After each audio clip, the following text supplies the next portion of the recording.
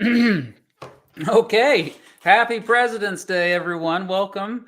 Thanks for being here. And my name is Mr. Beat, and I'm excited to have a special guest today to revisit the good old fashioned presidential tier list.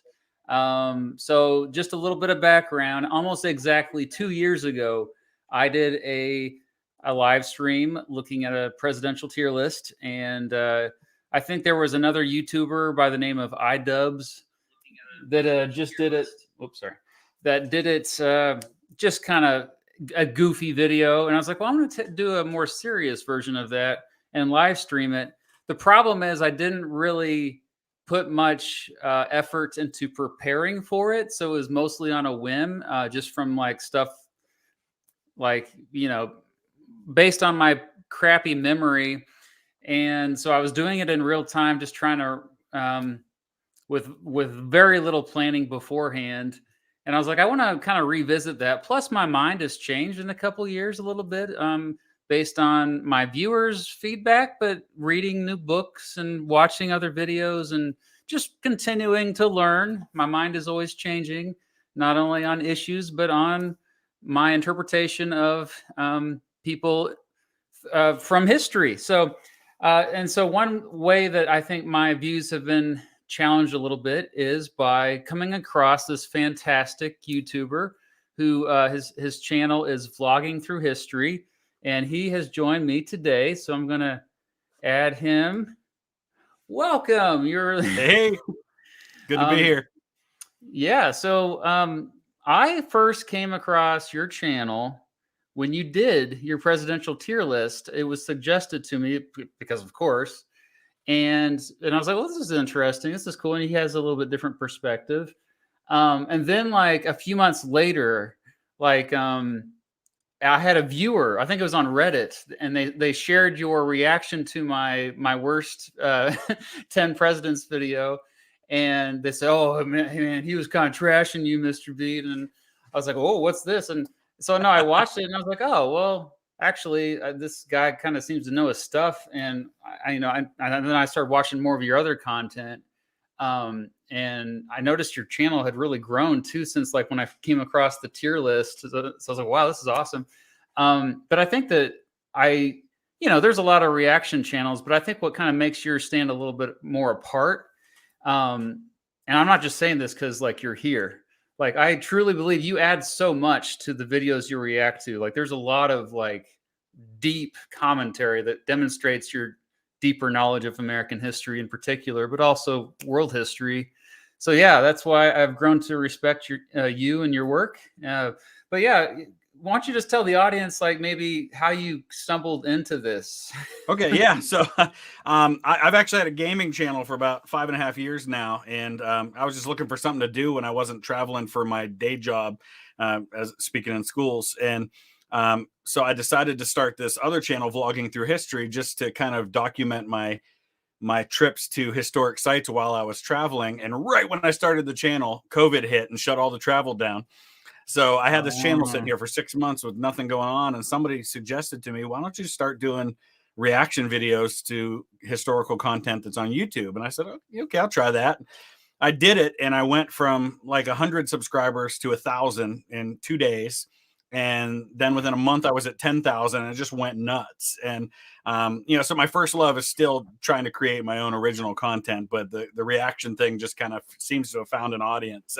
And like you, one of the things I would say is that even though my channel is only a little over a year old, I feel like I've grown a little bit in my time since then too. When I first reacted to your video, and a lot of people had told me, oh, you got to check out Mr. Beat. I would say I think I was probably a little harsher on you than I should have been. And part of that is just first time experiencing a channel. I jumped to conclusions and made assumptions. And since I've gotten to know you a little bit and I've gotten to know a lot more of your content, like you said, I have a tremendous amount of respect for you, for your knowledge. I always respect somebody who knows what they're talking about, even if I don't agree or see things the same way that they might. So I'm pretty excited to do this because I think we do have, we both know what we're talking about when it comes to the presidents, but I think we probably do come at it from a slightly different perspective, which I think will make for good discussion. So. Yeah, that's why I kind of had the idea to do this, and I was like, well, maybe we can just kind of create this like tier list that's like it's steel, like don't you mess with this tier list because it's combined. But I guess we should probably stress that we're not just two schmucks on the internet. Like, I mean, we have this is something that we've really spent a lot of our time studying, and I mean, I taught American history for 12 years, and uh, I don't think I'm an expert on anything, including American history. But the thing that I've always gravitated towards is political history. Hmm. And I noticed with your channel, it's a little bit more gravitated towards military history, but still, regardless, there's a lot of overlap. And Yeah. Oh yeah. Politics is a huge part of all of that. So yeah. yeah, that's why, like, when someone said once that to me that, oh, Donald Trump is our first or no, I told someone that Donald Trump was our first kind of like true outsider to politics and as president, who became president. And then they're like, well, no, what about Dwight Eisenhower? Um, you know, uh, Zackary Taylor. I was like, well, no, generals, that's a very political position. Oh yeah. Yep. So, And Eisenhower in particular, the whole reason he got that job as commander in chief or as a supreme allied commander is because of his ability when it came to politics. He was the perfect political general. Majority minority leaders and the whip's the same. Yeah, whip just means like they're second in command. It's like a kind of a hierarchy in the we're gonna avoid the super chats generally though until the end here after this is over.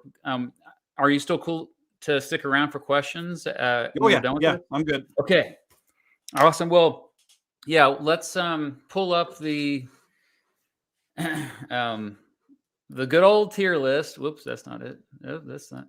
There we go. Hey. And so we're all familiar with this. But before we get into, well, I guess I shouldn't assume that, like you said. Yeah. So this is something that kind of took off I think a lot of gaming communities, but a few years back, and then, but S tier essentially is like above and beyond, like Giga Chad, whatever, like really good.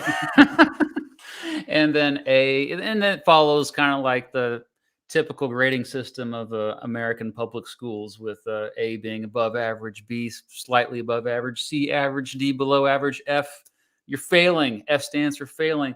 And then we've decided, probably much to the dismay of many of our viewers, to exempt certain presidents from the rankings. And those three are William Henry Harrison, who, he was only there 30 days, and you exempted him from your live stream as well, I right? did, yeah. Yep. I did not the first time, and I should have. And after thinking about it, I was like, why the heck did I even include him? So not William Henry Harrison. And then also we decided to exempt the two most current, the current president, Joe Biden, and the, Donald Trump, who only has been out of office for a year and a couple months. So not that long. So, I think it's too soon to judge his legacy, even though also part of it is I think I'm just very biased. I'm just too biased to kind of jump into, I think more times needs to pass. Plus he could end up running again, that might, change things. So,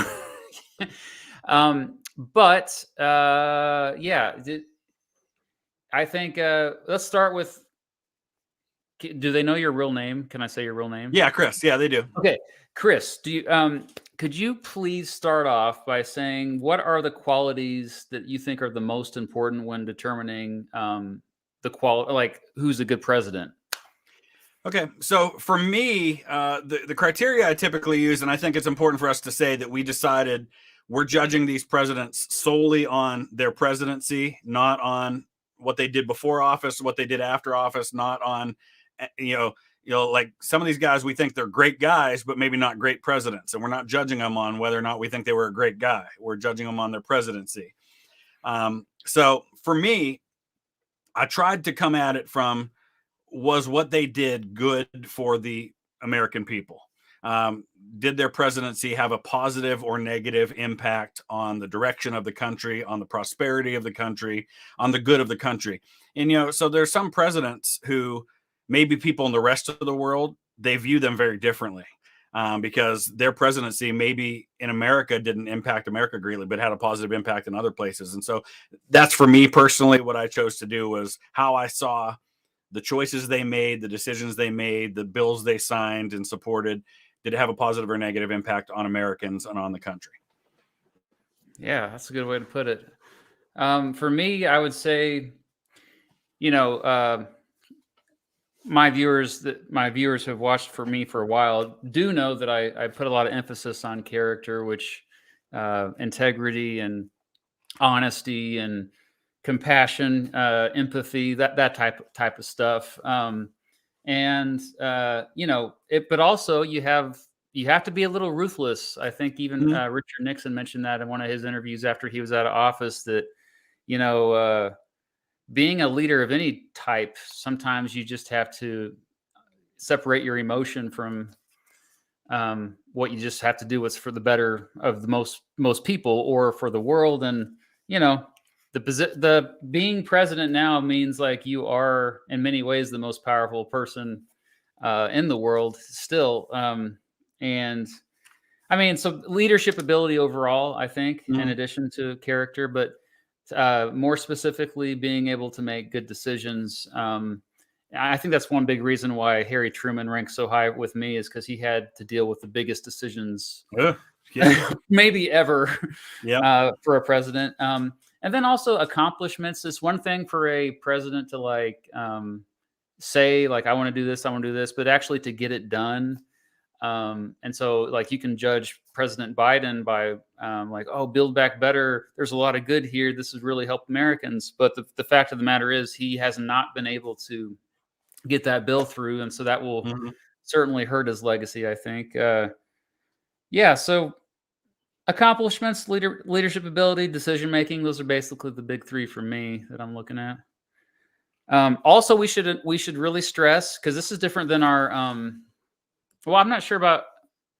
Yeah. This was for our live streams that we did for the tier list before. We were only looking at their presidency. We're not looking at their entire lives. Because otherwise, you would have James Madison be way higher. Madison. Actually, my original top 10 and worst 10 presidents videos, I looked at their entire lives, and I probably shouldn't have done that. But that's probably one of the reasons why I was a little harsher on you than I might have been, because I wasn't looking at it the same way you did when you made those top 10 lists. And I agree. John Adams is another great example. I think if you're going on John Adams' whole life, it's very different than on those 4 years he was president. So, yeah. And then even like a more recent example, Jimmy Carter, he's done some great work outside of the presidency. Since, man, I can't believe he's still alive. So before we get started, one last thing. I'm supposed to shout out this shirt. You can buy this shirt through Amped Up Learning. The Dude Abides. Nice. I like it. It's a Mr. Beat exclusive. So, everyone already knows that I love George Washington, so that will be no surprise. Also, there's a very small YouTuber that just started his channel. Wanted me to give him a shout out. What was the name? I put the link. I put the link in the. I put the link in the description. He did his own tier list, and I promised I'd give him a shout out. I can't remember the name of his channel right now. What is it? KJL. Oh, JKL, yeah. I'm always trying to help the smaller channels. It's tough. Yeah. Okay, so without further ado, as they say, let's get started with, we'll just mix it up. I kind of like that because, chronological, sometimes you lose people. So it looks like on this particular one, it has George W. Bush. Oh, man.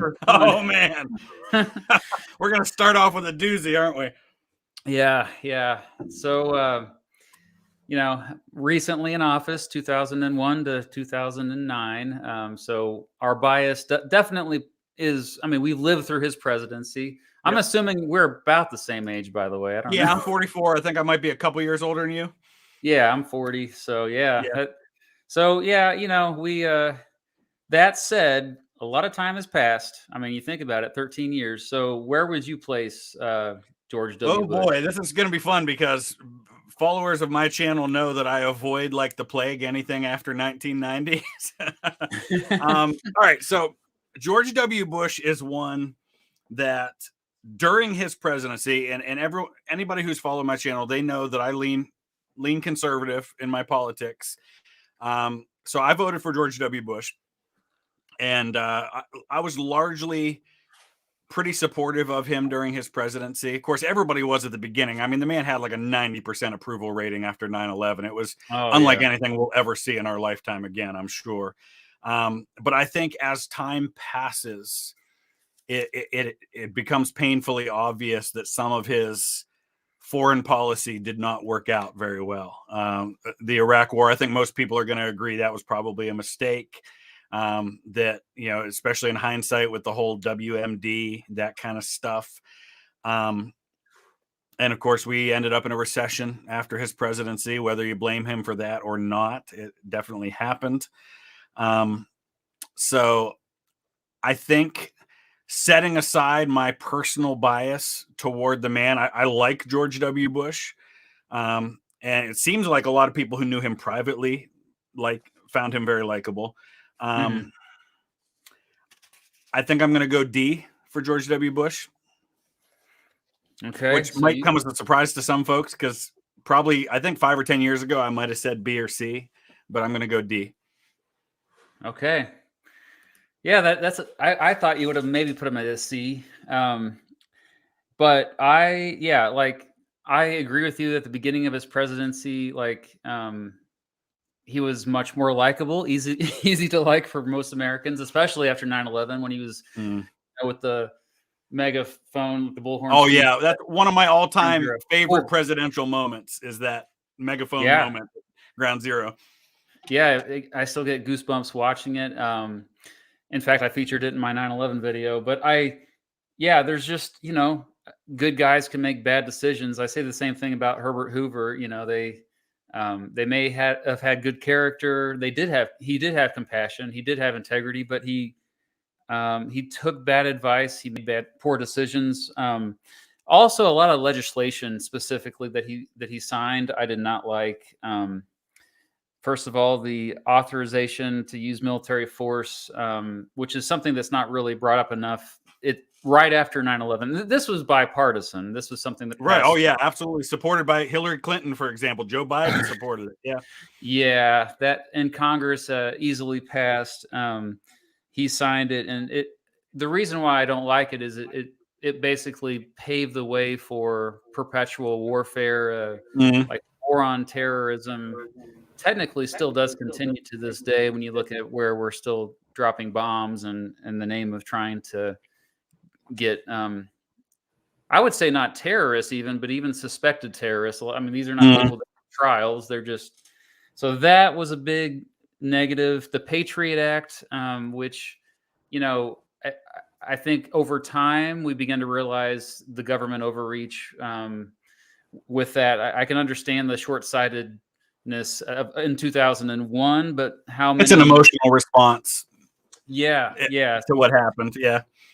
And you mentioned the Iraq War and Afghanistan war in Afghanistan, which I think it's easier for most people to realize how those. I mean, Afghanistan, I think that made more sense. That's where Al Qaeda was mostly, or where they were being trained at least.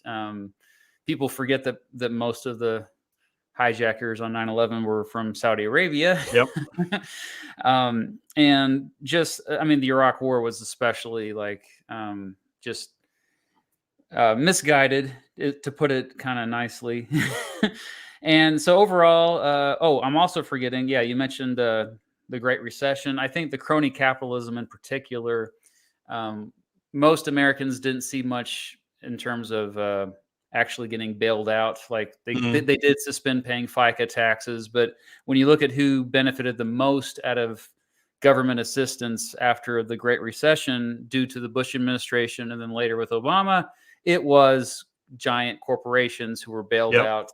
who made poor choices, but were rewarded for those choices in the name of saving the economy. And then finally, something that I always bring up is being a teacher, which I'm glad No Child Left Behind.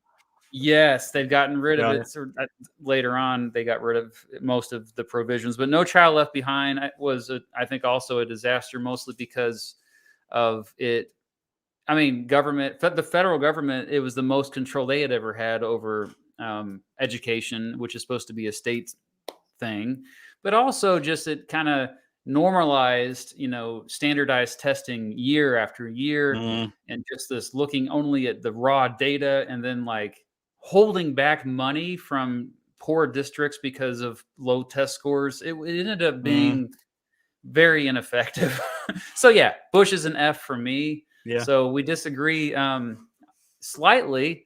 So what we're going to do whenever this happens to compromise is if there's not like a full letter between where we view the president, we're going to crowdsource it here. So what I'm going to do is actually, there's a way you can do a poll. So let me try doing that. I don't think I can do it through. Yeah, let me try that, because you can start commenting where you think Bush should be, either F or D. So go ahead and start saying so in the chat. And while I'm pulling up the poll here, let's see if this works. Yeah, there's the poll. Okay, D or F. Ooh, there goes the chat. All 2,000 of them commenting. It feels like the Price is Right. Oh my gosh, a lot of them are held for review. Yeah, they're being held for review for some reason. So just do the poll. There you go. Yeah. Sorry about that. It says every single message is held for review. Dear F. Oh my gosh, this is going back and forth. We're at 50-50. Dang. Wow. Come on, you're not helping us out. 878 votes, 50-50. Come on. Jeez. Oh, F has the slight lead. This is exciting. Okay, I'm going to give you another 10 seconds. Now just switch the other way. 10, 9, 8, 7. Come on, 6, D.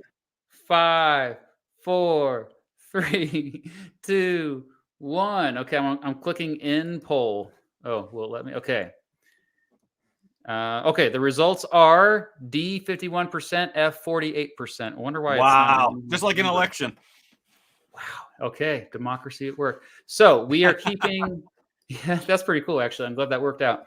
We're keeping Bush at D based on your feedback, and yeah, this is a good way to do it. So next up, we've got James Buchanan. What's fun?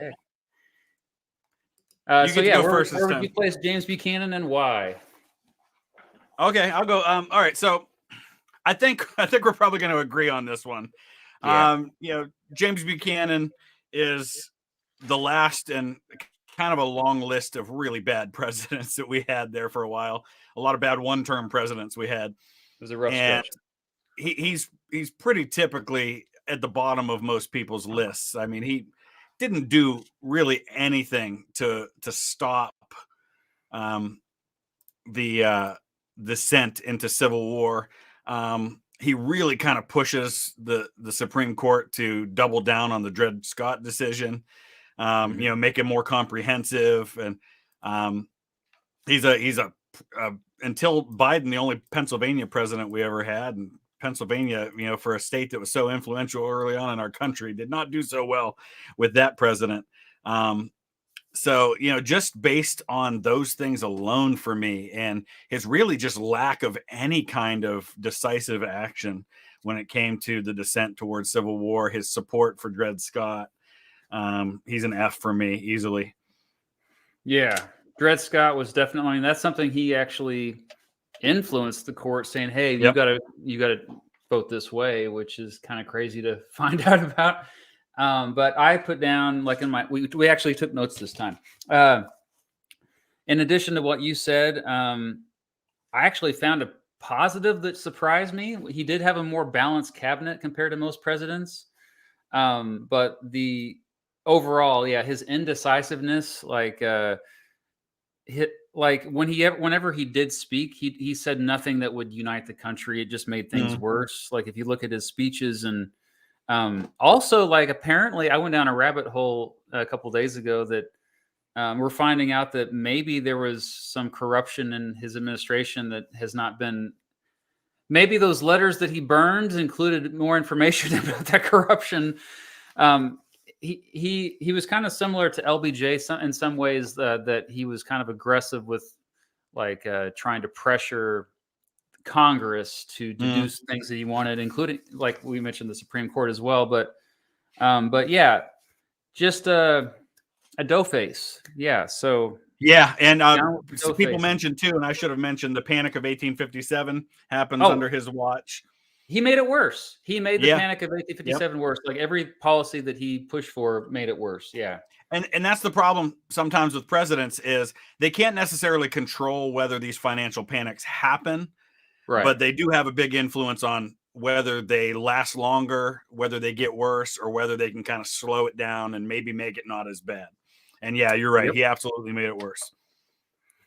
So we both agree on F for Buchanan. Okay. Sorry, Buchanan. In fact, he may still be the very worst in my opinion. It was Harding, but Harding is no longer the worst. So breaking news, spoiler alert. Okay, so now we've got Jimmy Carter. I guess this time I'll go first. That way I'm not putting the pressure on you all the time. Okay, so Jimmy Carter, we already mentioned that, since he was president, which he was president before I was even born, believe it or not, late 70s, a time of a very difficult time economically, stagflation.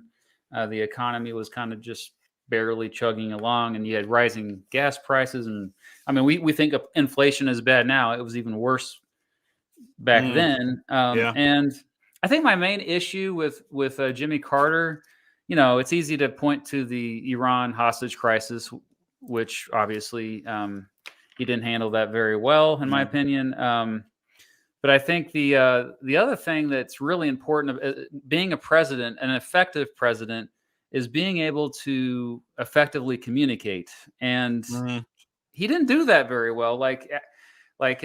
He was unable to persuade Congress to do anything that he wanted. He may have had good ideas, actually. Some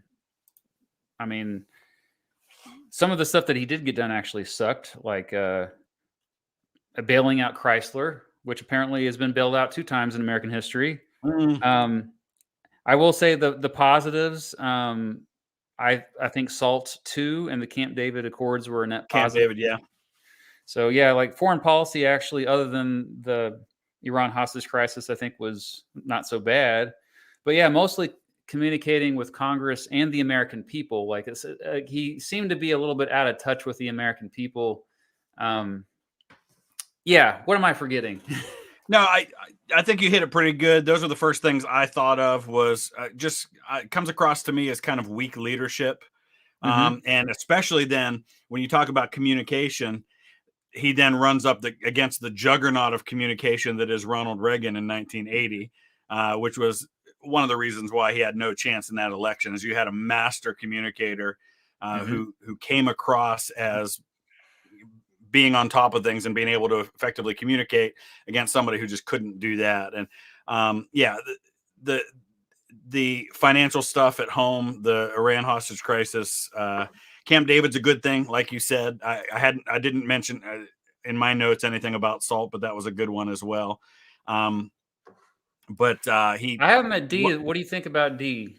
Yeah, D's where I had him too. Last time, and I still agree with that. And he one of the things he does, not a lot of people talk about. I think it was his first full day in office. He pardoned all of the people who dodged the draft during Vietnam, which is something that Gerald Ford also called for and tried to do.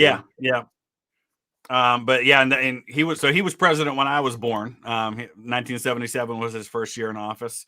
I'm just looking down my notes here to see if there's anything else. Yeah, he had the Carter Doctrine, which right at the last year of his presidency, and I don't know if that's because the election's coming up and he tried to get a little more forceful, but he said that threats to the Persian Gulf region will be viewed as an assault on the vital interests of the United States. And in a lot of ways, really, that's where you really see the start of the U.S. getting heavily involved in interests in the Middle East in a lot of ways. But yeah, D for me. I'm so glad you brought that up because that's something a lot of people don't realize. It's like, oh, everyone assumes that with Reagan, he's like, oh, we have a more kind of firm foreign policy with the Soviet Union, but actually Carter kind of started that. Like Carter began his presidency with détente, continuing what Ford and Nixon had done before him. But then I think he realized that Reagan was campaigning against him as like, oh, you're weak against Russia type deal. And so he became more aggressive. And I remember the Olympics, 1980 Olympics, how we're basically boycotting the Soviet Union, and then they turned around and boycotted the '84 Olympics in LA. Yeah, same thing. That's right. Yeah. So that was it's interesting how they're today. You looked at there was a handful of people that said that we should have boycotted China. Yep. I had a lot of people giving me a hard time for not coming out more forcefully and saying that I thought we should boycott the Olympics in China. But yeah, pretty big deal at the time when it happened in the 80s. Yeah. All right. So we agree on Carter. Nice. Next up is another kind of meh. We got Chester Arthur. What do you think about Chester Arthur? Big thing there. Well, first of all, I'll just say right up front, I have him as a C. Okay. I think some of the positives did a lot as far as civil service reform goes, and kind of eliminating the spoils system and those sorts of things, which was interesting because he was going against his own interests in doing that, because he was kind of a product of Conkling boy. That. Yeah. But a big negative, of course, that a lot of people point to is the Chinese Exclusion Act. Which I think happened in his presidency. People think it's some kind of new thing that immigration is at the forefront, but this is something that's always been dealt with in our history. Back then it was Chinese immigrants. At other times it's been Catholic, Italians, different things like that. But at the time, I think a lot of people supported that. But in hindsight, I think it's pretty fair to say that not something we can support. So I have him as a C, kind of a middle of the road one for me. Some good, some bad. Okay, well, I used to have him as a C, but he went down for me. Like the more I learned about the Chinese Exclusion Act, I had him down as a D. Also, you mentioned civil service reform as the positive. Definitely, I think he fought against his own interests in the name of fighting corruption. Something else. Like if we want to talk economically, the president doesn't have a whole lot of influence over the economy, but when they do, like a lot of times it's what they call for. Like he was fine raising tariffs, and I know that's a boring issue, but I always bring it up. Like I'm generally against tariffs. He did want lower excise taxes, which I don't know. Like, if anything, I'm not a big fan of taxes in general, but I think if you're looking at tariffs versus excise taxes, I think excise taxes are better than tariffs. What do you think on that? Or maybe you need to think more about that. Oh yeah. We'll have plenty of time to talk about that one as we go along, because there's some big tariff things to be talked about. There you go. There's some people in the chat that are arguing that the Chinese Exclusion Act is not on Arthur, but it was signed by Arthur on May 6th, 1882. So definitely on him. It was. And he also had a bad record with Native Americans and really didn't do anything for civil rights. Like not even like lip service. You get a lot of the presidents around this time, the late 1800s, they gave at least lip service, or they invited Booker T. Washington to the White. Or I guess that was Theodore Roosevelt. But like. Okay, so we have another discrepancy here. So I say I start another poll. So I'm going to attempt to do this. Is he a C or a D? C or D for Chester Arthur. We'll leave it up for a couple minutes here and kind of C, D. Yeah, like we're already getting a lot of D's in the chat so far. You might win this one.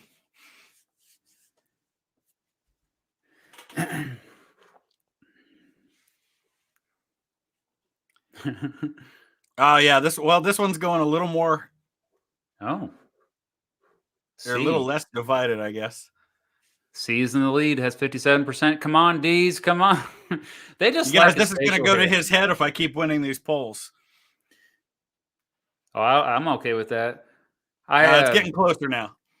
Okay, 55% C, 45% D. I think they're just biased towards his facial hair. They like his facial hair.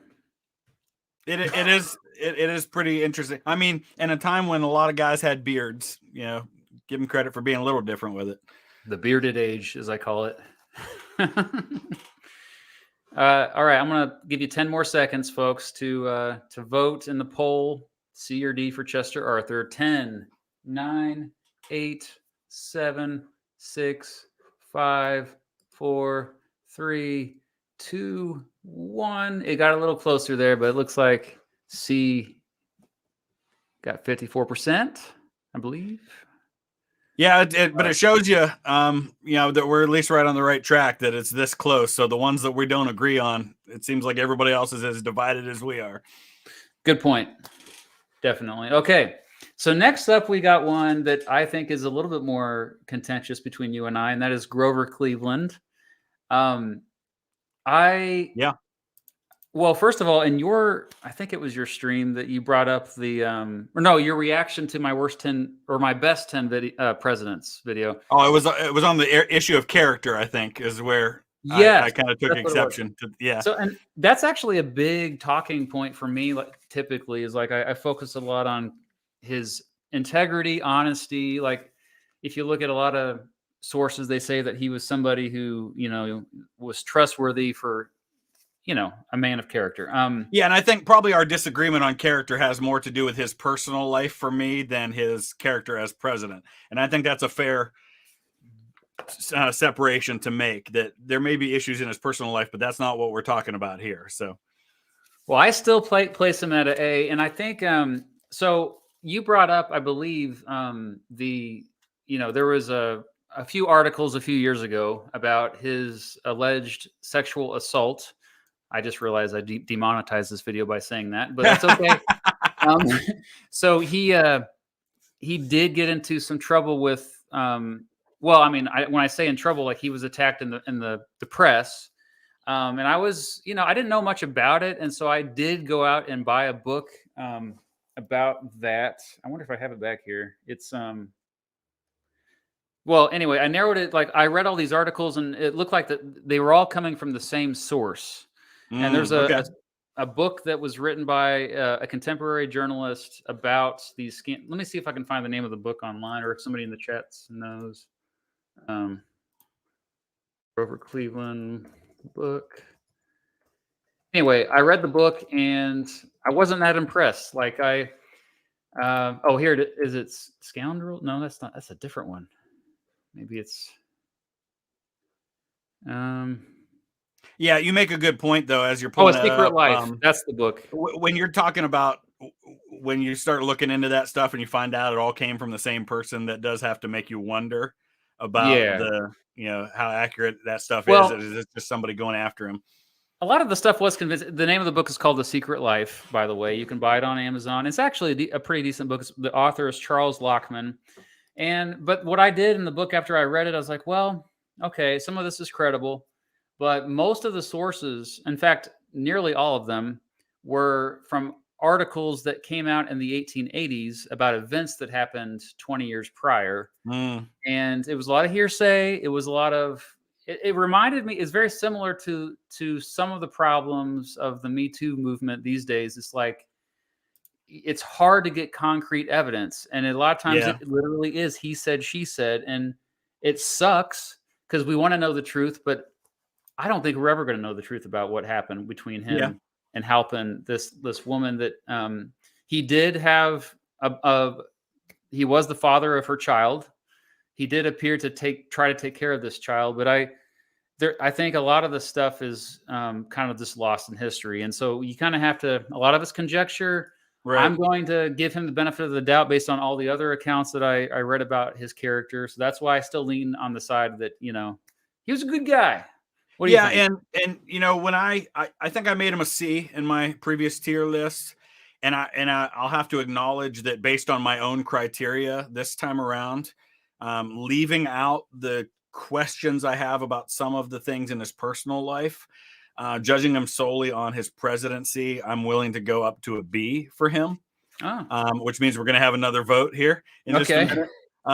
Because originally I had C and it would have made it easy because we would have been, right there in the middle with B. But, the only negatives for me, and I will say this about him. Listen, the one guy in a span of 50 years or so in which Democrats just could not get elected to the presidency, who managed to do it not once, but twice. Says a lot for him that he was the one guy who was able to pull that off. There was an issue, I think, with using federal troops to break up a strike, the Pullman strike in 1894. That was bad during his presidency. And I know that at a time when, especially because coming after him is going to be McKinley after his second term, when the country goes heavily imperialist, this is a guy who was really trying to hold us back from going in that direction. At a time when the whole world was going down the road of gobbling up colonies and things like that. So, I'll go B. Okay. Yeah. Just to add to what you said, I think we enjoy the fact, he essentially was a fiscally conservative, but also in some ways kind of like left-leaning with his anti-imperialism. I like both. He was a non-interventionist, and that's something that's important to me as far as foreign policy. And, the gold standard, I used to be more pro gold standard when I was younger. And once I learned more about economics, I realized that, okay, that's a bit oversimplified way to, but for the time it made sense. It's, but generally considered a free trade classical liberal guy who did bring in Republicans because of his appeal. I still think he used to be my number 2. He's probably now my number 4, I would say. So we are going to do the poll to the kind of crowdsource this thing again and see if you can break the tie, A or B. I just posted it in the chat if you can leave it up for a couple minutes. So that's it's already interesting how we've changed our minds on some candidates, like even in the short amount of time, or not candidates, presidents. And I think part of it too goes back to what you said, where I think both of us, when we did this before, just kind of did it off the cuff. And when you start really digging into things and taking a closer look, you're like, oh, well, I didn't really consider this last time. So I think that probably has an impact on it. Well, he's seen a, I noticed that his popularity was getting bigger or growing in say 10 years ago. I think one thing that a lot of libertarians with a lowercase L libertarian said they liked him. And I think that was why, but then there was a backlash against that. So you kind of see it go like a pendulum. Oh, wow. Looks like overwhelmingly, 68% B, 32% A. I'm going to give you, that's 1,200 votes already. So give you 10 seconds. Somebody said turnout's not good. We got 2,700 people in the chat and only 1,200 votes. Come on, it's like a presidential election. Exercise your right to vote. I don't think there's a chance here. So Cleveland will be a B based on the crowd. You have won every tiebreaker. What's up with that? I'm getting lucky, I guess. I think what it is people tend to err on the side of moderation rather than extreme. I think that seems to be what's happening here. Yeah, that's fair. So do I. I'm kind of made fun of for that actually all the time. Oh, you're the radical centrist, Mr. Beat. Radical centrist. I like that. Okay, so we got Bill Clinton up next. Oh boy. So I'll begin this one. Okay. So I put down for Bill Clinton. We lived through him as well. We were much younger. I will tell you that my parents, most of my family were not big fans of Bill Clinton. But if you look at overall, as far as was he right wing or left wing, he really was more towards the center than people Oh yeah. realize. Oh yeah. Yeah, like he was a fairly moderate guy. I mean, he did lean to the left on certain issues, but other issues he leaned to the right. Like I always bring up the Violent Crime Control and Law Enforcement Act, which I personally think did more harm than good. It meant well, but it's also known as the crime bill, which Biden got criticized for as well because he was a co-sponsor. But I think overall, I think a big positive of Clinton was that he was a very bipartisan guy. Like if you look at the welfare reform, like he tried to work with Republicans, especially after 1994, after the Republican Revolution in Congress, and it kind of had to then. Yeah, he kind of had to. NAFTA is always viewed as something that was divisive. I do think that the positives outweigh the negatives. And I mean, it wasn't a perfect piece of legislation, but I think opening up trade in any way possible, even if there were unintended negative consequences, I think NAFTA was a good idea at the time. And people think I'm left leaning because of my position on universal health care. I think I'm pro universal health care, but I always say, hey, there's a conservative argument for it too. And Clinton actually used to make those arguments that I think famously more his wife, Hillary Clinton, she kind of spearheaded a lot of that too. Yes. So, but yeah, there was a surplus during the Clinton years. The Monica Lewinsky thing, the impeachment trial kind of overshadows his legacy, but overall, I would say he's a solid C, and then maybe over time we might see that he's even a B. Like as time. Well, I don't know, but see that. What do you think? And I think wasn't there a pretty strong push to try and go for a balanced budget during his administration?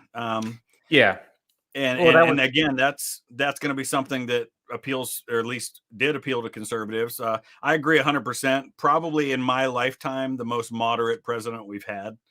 That I can think of in terms of a lot of issues. I have him as a C as well. Oh, nice. I voted for him. He's the only Democrat I've ever voted for president. I'll just say that up front. Oh, wow. But it was actually my first election was the 96 election that I was old enough to vote. Okay. I agree. I think a lot of the negatives that people look to are more personal life things. The Lewinsky thing, like you said, there are obviously some issues with, if you oppose interventionism, that he kind of stuck his nose into a lot of things in foreign affairs. But you have stuff like the Whitewater scandal and Whitewater. There's a ton of scandals actually. And a lot of that too. I think this is in my memory, and maybe it's not the case, but in my memory, it's really the start of the really ugly side in recent politics of just really going after people and with investigations and stuff. The same kind of stuff we saw with other presidents. The whole impeachment thing over Lewinsky, I think, directly led to people being so quick and willing to impeach Trump. And not that I'm saying it should have or shouldn't have happened with Trump, but I think it's going to become a lot more common now. And that started with Clinton with the Lewinsky thing. But I think looking back and again, great communicator, very good at empathizing with people and making you feel like people turned it into a caricature. I feel your pain, that kind of thing. But I think he legitimately was that kind of person.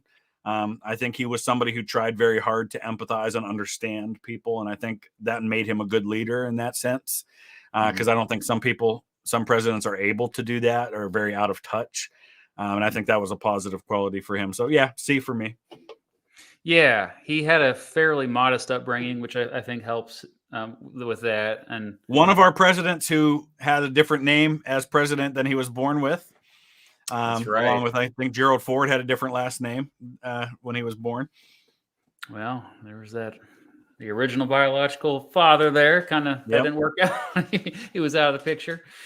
By the way, I'm planning on making a Bill Clinton video. I already filmed some of it. I'm trying to do more like what you do, where you go to historical locations and film. Oh, cool. Yeah, like I'm going to go back to Arkansas. Somebody just said in the chat, Clinton wasn't impeached. Yes, he was. There's a difference between being impeached and being voted out of office. Right. And I think a lot of people make that mistake. Very good to catch that. Okay, so we're moving on to one of my favorite presidents, Calvin Coolidge, who, this kind of threw you off, I think, because you're like, well, that doesn't match up with some of the other ones. He's an A in my opinion, and it may not be. I mean, it's a weird one for me. So just to kind of recap, a lot of my opinions about Coolidge have not changed over the past 2 years. The reason why I like him, a lot of it is character. I think he was very nonpartisan, very modest overall, kind of humble. Like I would say, of all the presidents, I said this before, but I firmly believe he had the smallest ego of all of the presidents, and because of that, it was always about he literally wanted the presidency to be less powerful, like that position. At a time when very few presidents were doing that. Oh yeah, I mean, ever since Andrew Jackson, you could say that the position has become more and more powerful. It wasn't perfect. I don't agree with him on tariffs, for example, and the Immigration Act of 1924 was. Yeah, that's what I have on my list. Kind of the big negative for me. Okay, that was for those in the chat. I think that dealt with Eastern Europe immigration, I believe, primarily. Yeah, basically. Priority of Western Europe, like basically letting more Western Europeans in versus most other parts of the world. I don't know the ins and outs of it off the top of my head, but yeah, the other thing that I liked about him, or two things really, he had a humble foreign policy, so kind of non-interventionist, but also another issue that's really important to me is corporate welfare, which another term for that is crony capitalism. So, I mean, I am very biased towards markets and capitalism. I think that that's a big reason why the United States became so powerful to begin with, is because of markets functioning how they're supposed to. But I think Coolidge saw that a lot of times government was getting too involved, and you had essentially corruption because of that. There was too close of a connection between governments and corporations, and because of that, who was left out? The consumer, us. And he recognized that more than most presidents did. Also, if you read some of his speeches, and this I didn't realize this until more recently, he's literally calling for the expansion of women's rights, and racial equality, and he's saying these things at a time when not a lot of political leaders are doing so. Yeah. What do you think? Where'd you rank him? Yeah, I have him as an A also, and that's up from I had him B last time. But the more I've looked at him, the more I like him. Reduced some of the taxes that had been raised during the wartime years, kind of brought things back to earth a little bit. Agree 100%. A rare specimen when it comes to the presidency. Really did not try to use his power, even to the point where when he had a chance to run for a full second term, chose not to.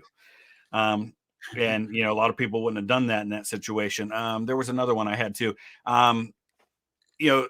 The influence of the technology of airplanes and things like that was big. It's starting to happen, and so he oversaw the Air Commerce Act in 1926, which gave the Commerce Department regulatory powers over things like licensing pilots and airplanes, which was probably an important use of government as he saw it at that time. So I think that was a positive. So it seemed like to me, when he did use government authority, it usually had a really good reason. And when he didn't think it did, he stayed out of it. So yeah, I agree. There's not a lot of people who speak too negatively of Calvin Coolidge, and there's a reason for that. Yeah. It's funny that you bring that up too, because it does seem like he's viewed highly by conservatives today as this guy who was just anti-government no matter what. But there were exceptions. No, he said there was still a place for a government role, and when it came to public welfare for certain things and the overall macro economy of the country. Mrs. Beat says we need to put these up as we're talking about them, so I'm going to start doing that. Next up, we have Herbert Hoover, who was right after Yep. And somebody said Hoover was a cross-dresser. No, you're thinking of J. Edgar, not Herbert. Yeah. Okay, so let me see if I can put another screen out. Yeah, I'll go back and forth here. Let's see. I need a producer, I swear. All right, we'll share this.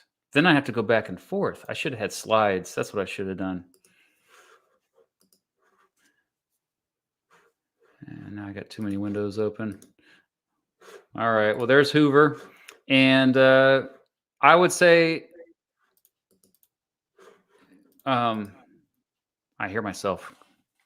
Weird. Okay.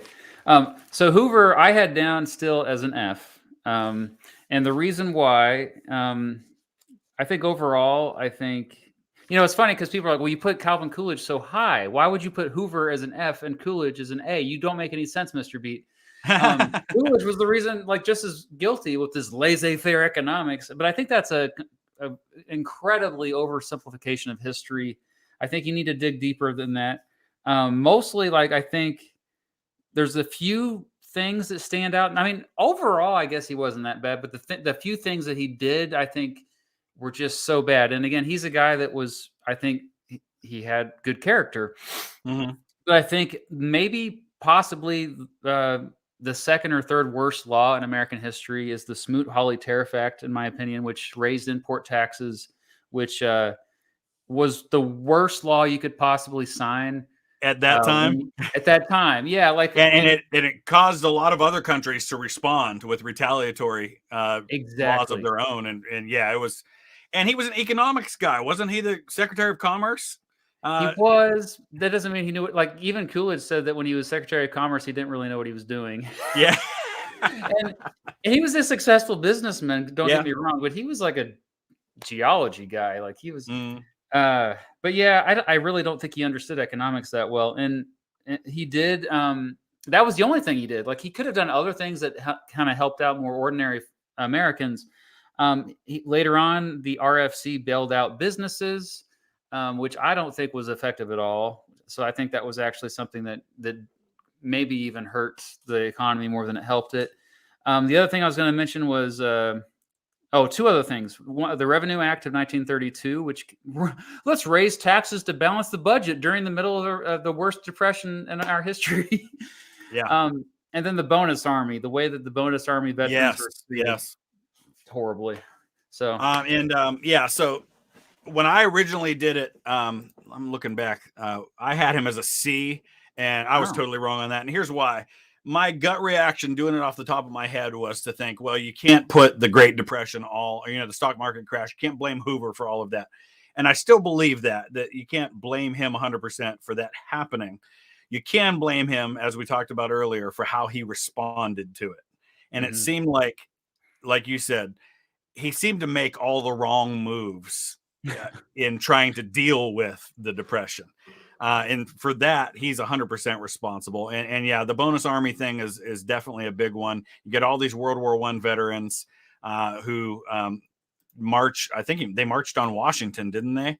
And they basically brought out the army to deal with them. And I want to say that George Patton was one of the people who was called on to go deal with them as part of the army because he was stationed there at the time.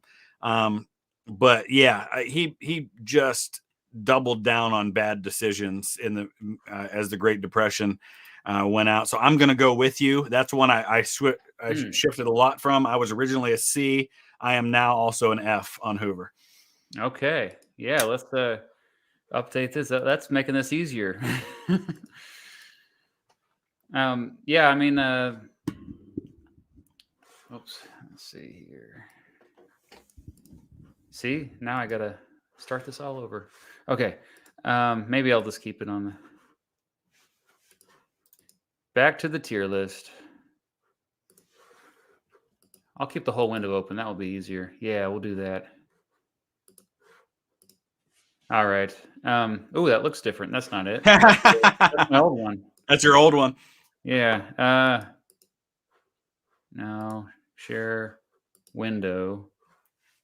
But then this is going to show. Okay, here we go. All right. Yeah. No, because then you'll see like the weird thing. We'll keep this up for now, but Hoover is going to the, oh yeah, F, not way up there. Hold on. I'm just going to go back to see, that's what happens when I click back on here. So While you're doing that, somebody mentioned in the chat something about Patton, and I think they misunderstood. Patton was not one of the leaders of the Bonus Army March. He was one of the people who was in charge of the military that was sent out to deal with them. Yes. Okay, we'll just keep it here. All right. So next up we have William Henry Harrison. Yeah, which we're going to exclude anyway. And again, in case you missed it at the beginning, the reason why is he was only in office for 30 days, and we are judging this on how they were during their presidency. I think even last time I did that as well for the tier list for him, but I put him at C as the default. Like, well, okay, this doesn't make sense to include him. Okay. So next up, we got Dwight D. Eisenhower. Let's have you go first this time. Okay. I think this is one we probably agree on. I had him as an A last time, and I'm going to put him there again. I think did some good things. The space in NASA gets started during his administration. He's somebody who was, I think, for a guy who didn't have any experience, at least political experience in the traditional sense, was still a guy who was a politician. And the whole reason why he was chosen as Supreme Allied Commander in Europe is because of his ability to navigate a very precarious political situation with different nations, all kind of with competing interests and all of that. And I think he did a masterful job with all of that. But we're talking about presidency. I think at a time when the civil rights movement is starting to become more and more of a thing, he did pretty well with all of that. There was one big negative in that. I don't know if this was the official name, but there was something called Operation Wetback that happened during his administration, where they rounded up 1 million Mexicans. And, people don't talk a lot about that. But Brown versus the Board of Education, of course, happens during his administration, and he supports that. So I think at a time when not a lot of Americans were behind the civil rights movement, he navigated that pretty well. The early stages of the Cold War are happening under Truman and then under him. But I think by and large made really good decisions. Wasn't the highway system all under his administration as well? It was. Yeah. So I'll let you take it from there. I mean, I could go on forever about Eisenhower, but he is now officially my second favorite president. And the more I learn about him, the more I like him. But it is important to first mention the negatives. The biggest negatives for him, for me, is I don't know if it's fair to blame him too much, but what was going on with all the covert, military escapades is probably the word I would like. The CIA was overthrowing governments and getting involved all over around the world, and they were responding to his directive of we need to fight the spread of communism, mostly the spread of communism with a capital C, which meant the Soviet version, Soviet Union and China's version of it. Yeah. So he was a big, I think, I don't know if it was him, but the term domino theory was coined during his administration. We don't want these countries to fall like dominoes to communism. Yeah. I think that was something where he was misguided. And I think that he kind of got caught up with the paranoia of the time. Although he wasn't, somebody in the chat was saying, oh, he was all about McCarthyism and stuff. No, he spoke out pretty strongly against McCarthy and red baiting. And, and he later actually, towards the end of his presidency, though, he changed his mind. A lot of people don't understand. I know the CIA overthrew the Shah in Iran, and that was bad. But he did change his mind over time, and then famously gave his outgoing speech, a warning about the military-industrial complex and Yep. what it had become. And so I think that's something that if you look over his entire presidency, he began to realize the mistakes that were made. Now, J. Edgar Hoover still had a lot of power for the many years after he left office, which I think J. Edgar Hoover is just, I thought he was horrible, frankly. Yeah, I agree. Okay. Well, that's good that you agree. But yeah, so other positives for Eisenhower, this specifically with his presidency. So remember, we're leaving out his heroics during World War II and before that even. He did help end the Korean War. Yeah. Making sure that wasn't something a quagmire where we were stuck there forever, like Afghanistan or Vietnam. NASA, he started NASA and then quickly got that space race going. You already mentioned the interstate highway system. His response to the Little Rock crisis was, I think, the right one. Sending in it he that sent the 101st Airborne in to deal with that? Yeah, it was. So, and then the Suez crisis, I think he handled brilliantly as well. Another negative is something that he the Bay of Pigs, which I know he was freaking out about Cuba, with Cuba being so close. But again, I think he was just misguided on that. His advisors, Dulles. I'm not a fan of Dulles either. Like, I think him as Secretary of State, not good. But I know my bias is strong here because he's a Kansas boy. I'm from Kansas. Oh yeah. So there's that.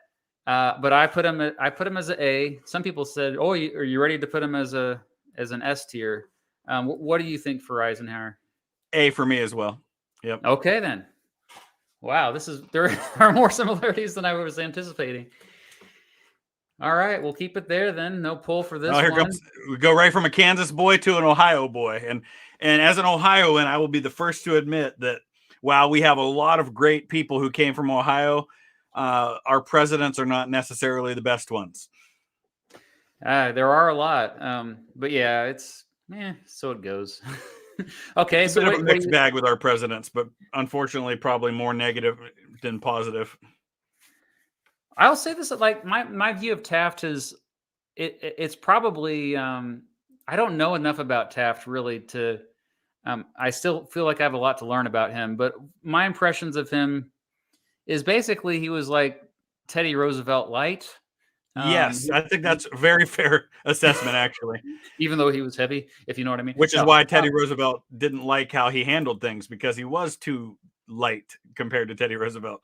Well, yeah, he veered to the right when Teddy veered to the left politically. And but I think the positives are he generally was for lower taxes and more limited government, lower tariffs. Yep. But at the same time, he did continue to fight monopolies and like enforced antitrust legislation. And I think dollar diplomacy, which was his big thing with how to influence the world, I think that was a good thing. I think that was better. It's more effective than, these secret interventions where we overthrow governments.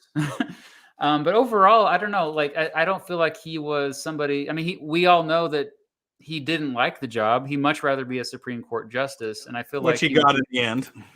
Yeah. So he was much happier doing that. So I don't know if he was that effective as far as like communication and his leadership, even in the position. So what do you think? Yeah, in fact, I think this is one of the rare ones that I was kind of surprised when I looked and saw that you actually ranked him a little higher than I did last time. Because I think last time you had him at B and I had him at C. And for me, I'm and no, Taft did not get stuck in his bathtub. That's an urban legend. That did not happen. But he was our heaviest president. Still a C for me. I think he's one of those guys who I don't think he did anything that rocked the boat a whole lot. I think he, like you said, he continued the positive policies of Roosevelt without getting too radical with anything. And I think genuinely a lot like Coolidge for me, but maybe less so, kept things going in a positive direction that were positive, but maybe didn't do enough to kind of make it even better. And of course, we get in the aftermath of him, that whole mess with him and Roosevelt that leads to Woodrow Wilson, which I don't know who I blame more for that, Roosevelt or Taft. I blame Roosevelt more for that. Yeah, that's probably fair. And I hate to do that too, because Roosevelt's one of my favorite presidents, but I'm just looking over my list to see if there's anything else. Probably one of the last presidents that dealt with any significant negatives in as far as dealing with Native Americans. There's a snake rebellion between the Creek Indians and settlers in Oklahoma that I don't know he necessarily handled very well. I don't know much about that. Yeah, I didn't either until I was kind of digging into this, but that's when Oklahoma's really kind of becoming the last area where they're dealing with Native Americans a whole lot.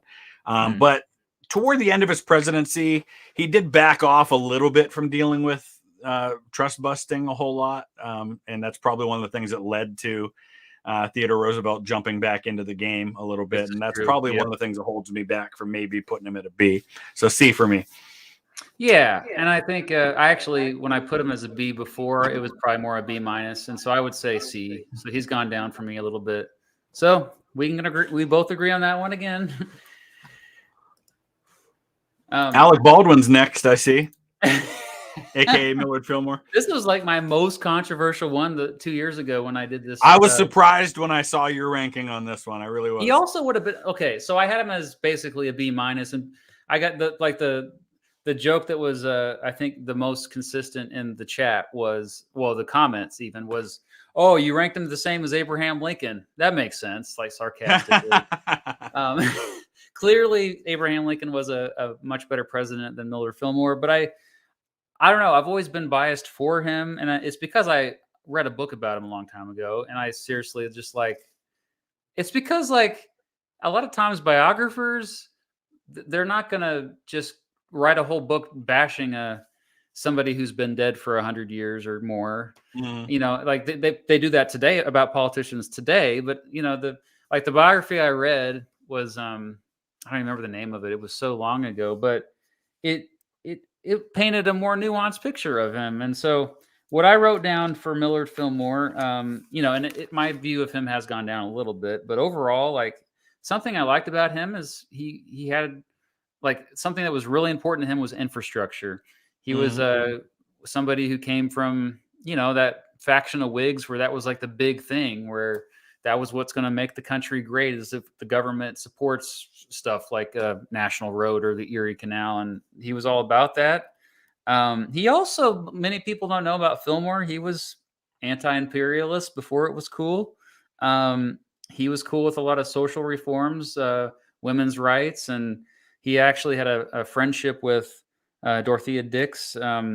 They corresponded for many years from that, and that she influenced his views quite a bit.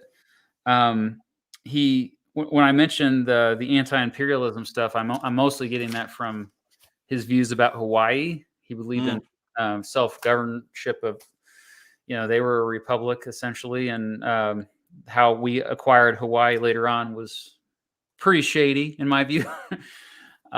So yeah, that now as far as his leadership ability and communicate like those other values, yeah, I get it. Kind of mediocre. Yeah, so. And that's kind of where I was thinking with him is I agree with you on a lot of his personal views on things were great. I don't know how much of those got translated into actual policy that had an impact. I mean, some of them maybe, but and I go back and forth on the Compromise of 1850. Obviously, the Fugitive Slave Act was, a mess in hindsight. But at the time, I mean, this is what every president was doing. They were all kicking that can down the road. And he was just one more in a series of presidents that was trying to stave off what was coming. And the Compromise of 1850 was one of those ways that they did that. Let me look at my list here. Okay, here it is. I knew they were going to bring it up. It always comes up. Well, he was the Know Nothing Party candidate. Whoa. Okay, so the nativist thing. Yeah. No, he was nominated by the Know Nothing Party, a rotten party. Who we've all seen Gangs of New York. We get it. I don't think he even registered for the Know Nothing Party. In fact, he did no campaigning. He was in Europe.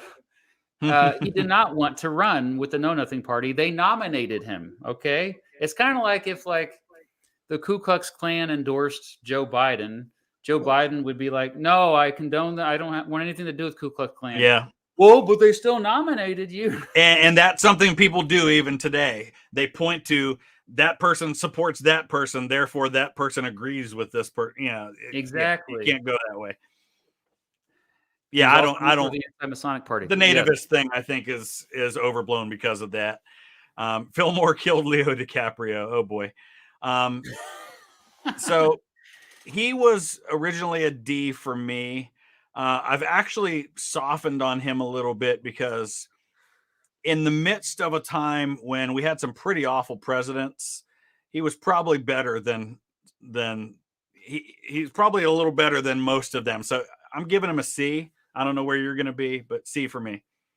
Yeah, he's a C for me now too. I think I have a more well-rounded view of him than I used to, and yeah, maybe he should have been more harsh against those know nothing. But that was after he was president. So I'm talking about when he was president, and yeah, mostly the mediocre leadership abilities, and like you said, Compromise of 1850. That was a tough. That was something that's like nobody was happy. Right with it, and usually when there's a compromise, if nobody's happy, you've probably done it right. That's true. That's true. Yeah. Okay, so we've got Gerald Ford, who is another kind of, I think, similar to Millard Fillmore in terms of legacy, where there's just not a whole lot to work with, even though Ford was there in the 70s, but Ford just for a short time. What'd you put down for Gerald Ford? Okay, so originally I had him a D. He's another one that I've kind of softened on. I think a lot of people really hit him hard over pardoning Richard Nixon. Though at the time, I get it. I see where he was coming from, even if you don't necessarily agree with it. I get what he was thinking with that. Mm-hmm. I'm looking over my list here.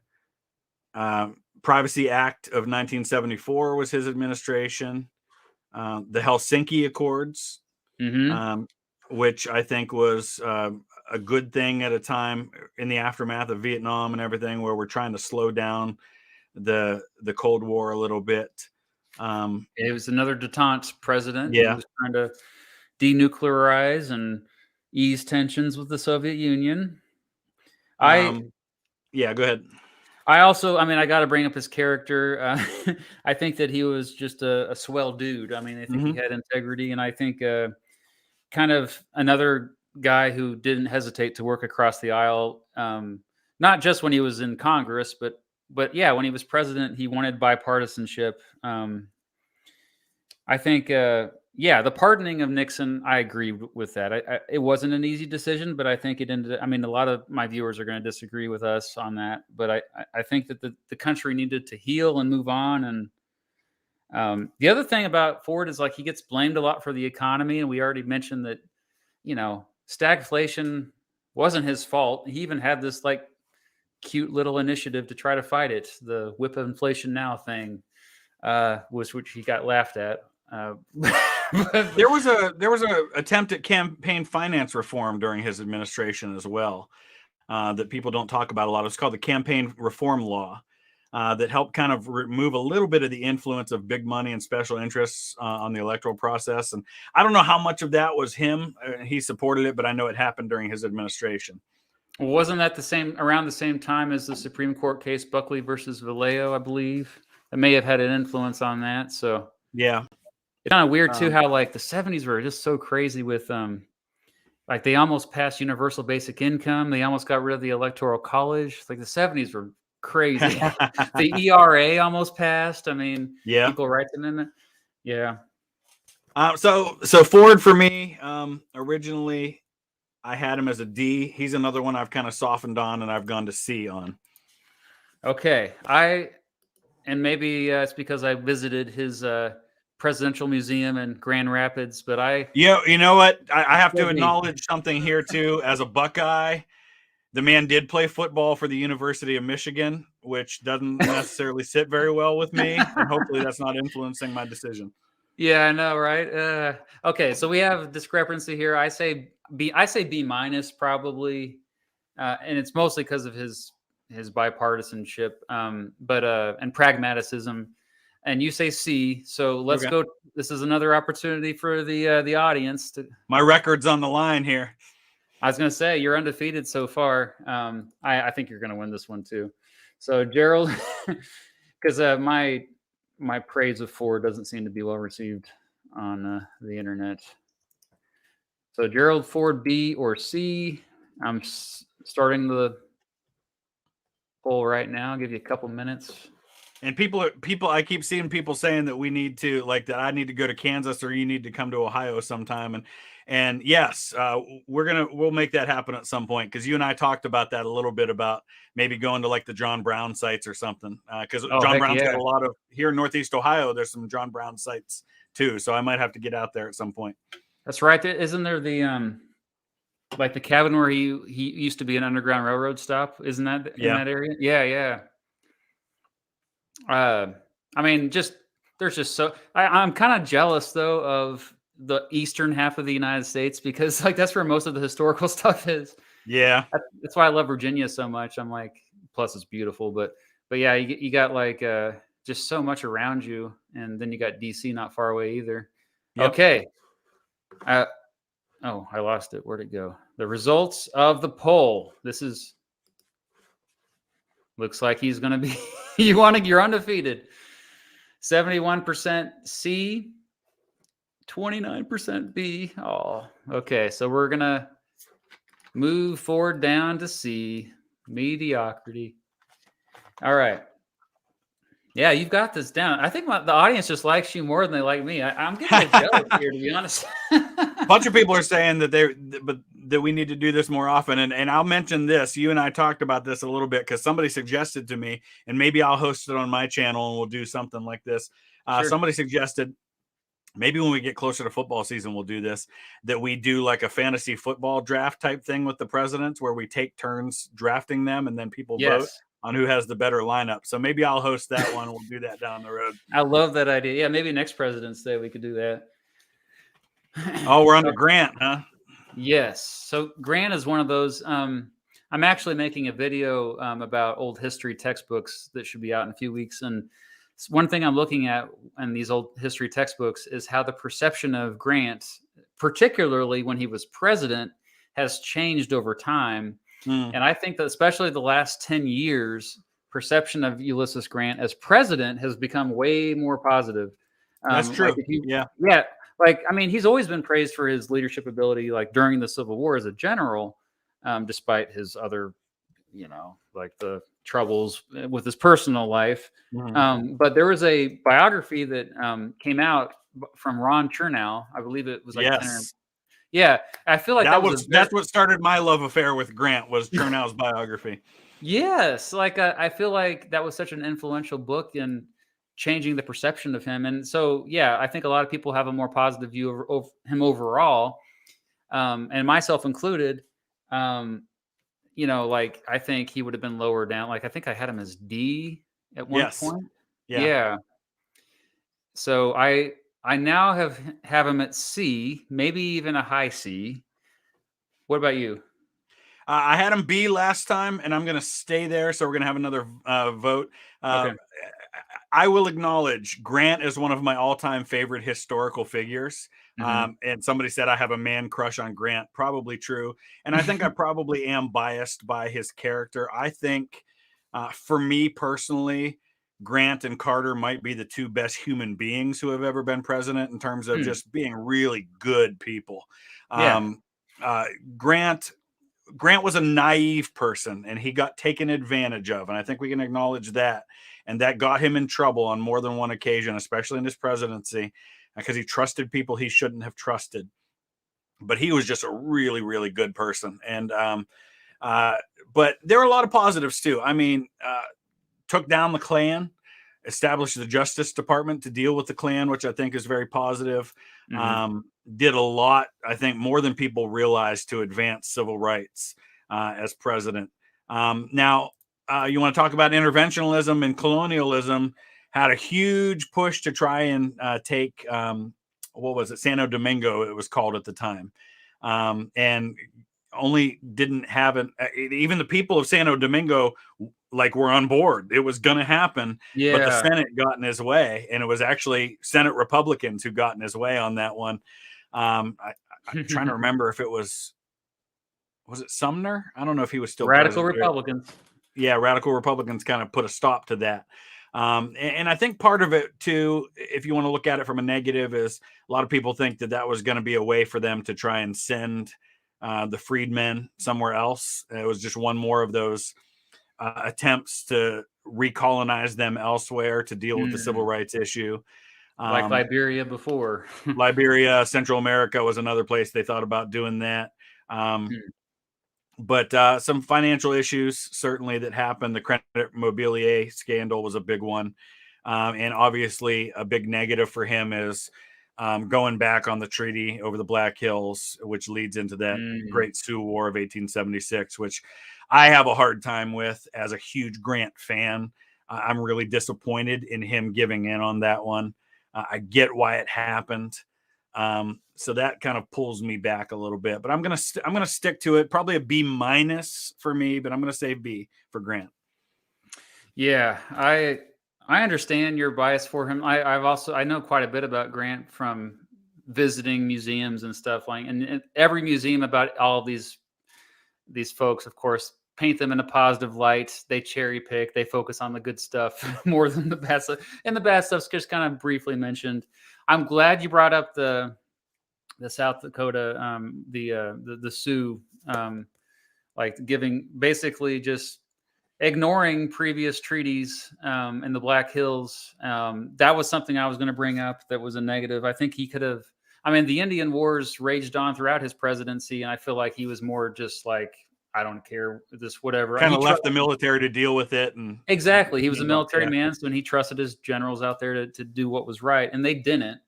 Now, I think positives. I think obviously civil rights, a lot of Reconstruction. The positives, you can thank him. The passage of the 14th and 15th Amendments, which freaking are a big freaking deal. Civil service reform, I think, was first something that was mentioned by him. And then I think he's the one who kind of got the spark going for future generations. And I think part of it was, his own cabinet was pretty notorious. And that's how a lot of old history textbooks, a lot of them focus on that, the credit mobilier, the scandals, all the scandals. There were multiple scandals around his cabinet members.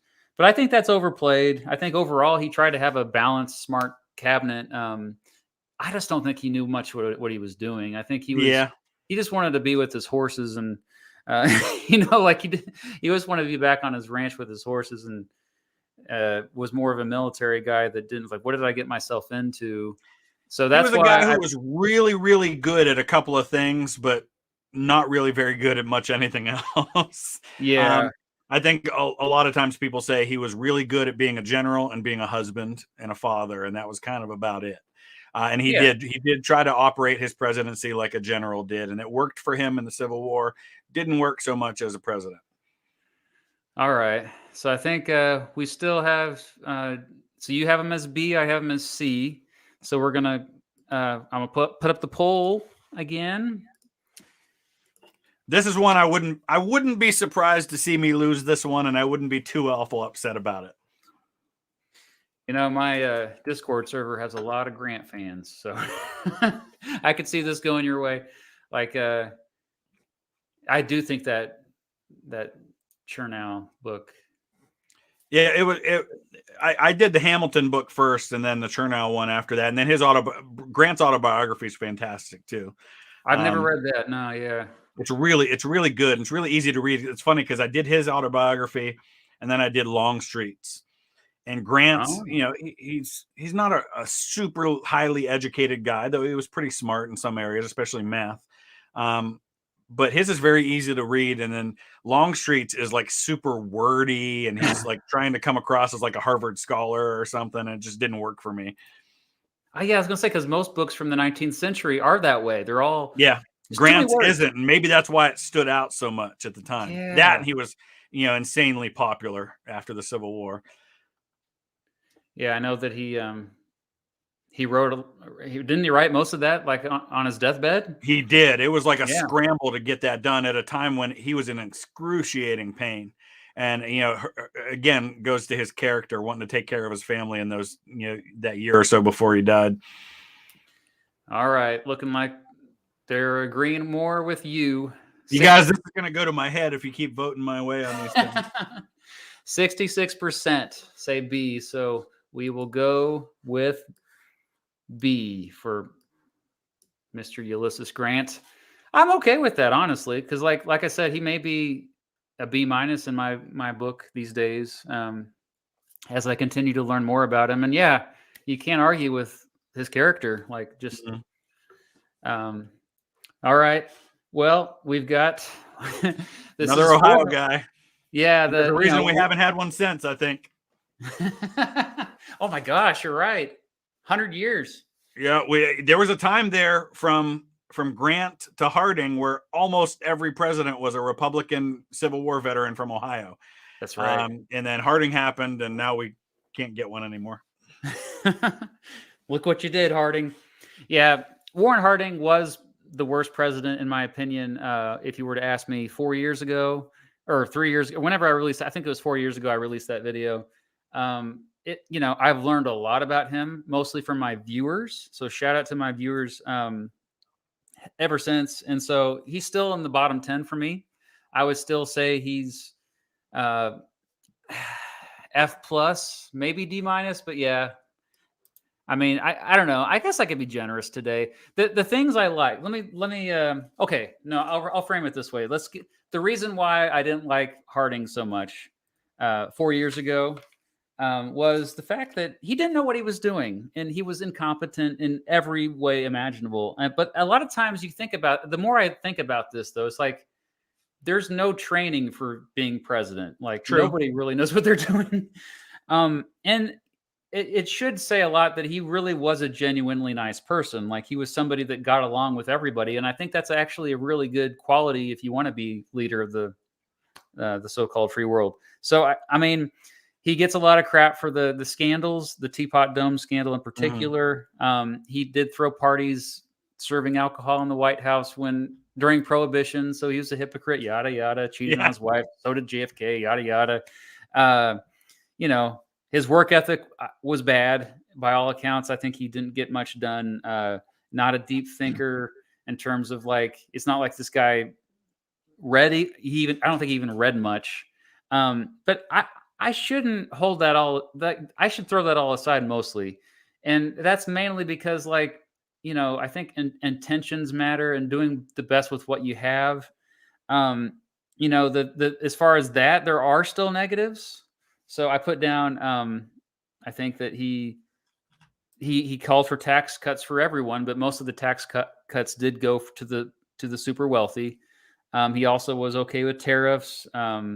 And then the Emergency Quota Act was something that really stood out to me as something that was negative. That was essentially a racist law that he did have some good rhetoric. Yeah, it's in the aftermath of World War I when you've got that big influx of immigration happening, and they're reactionary thing, but not handled real well.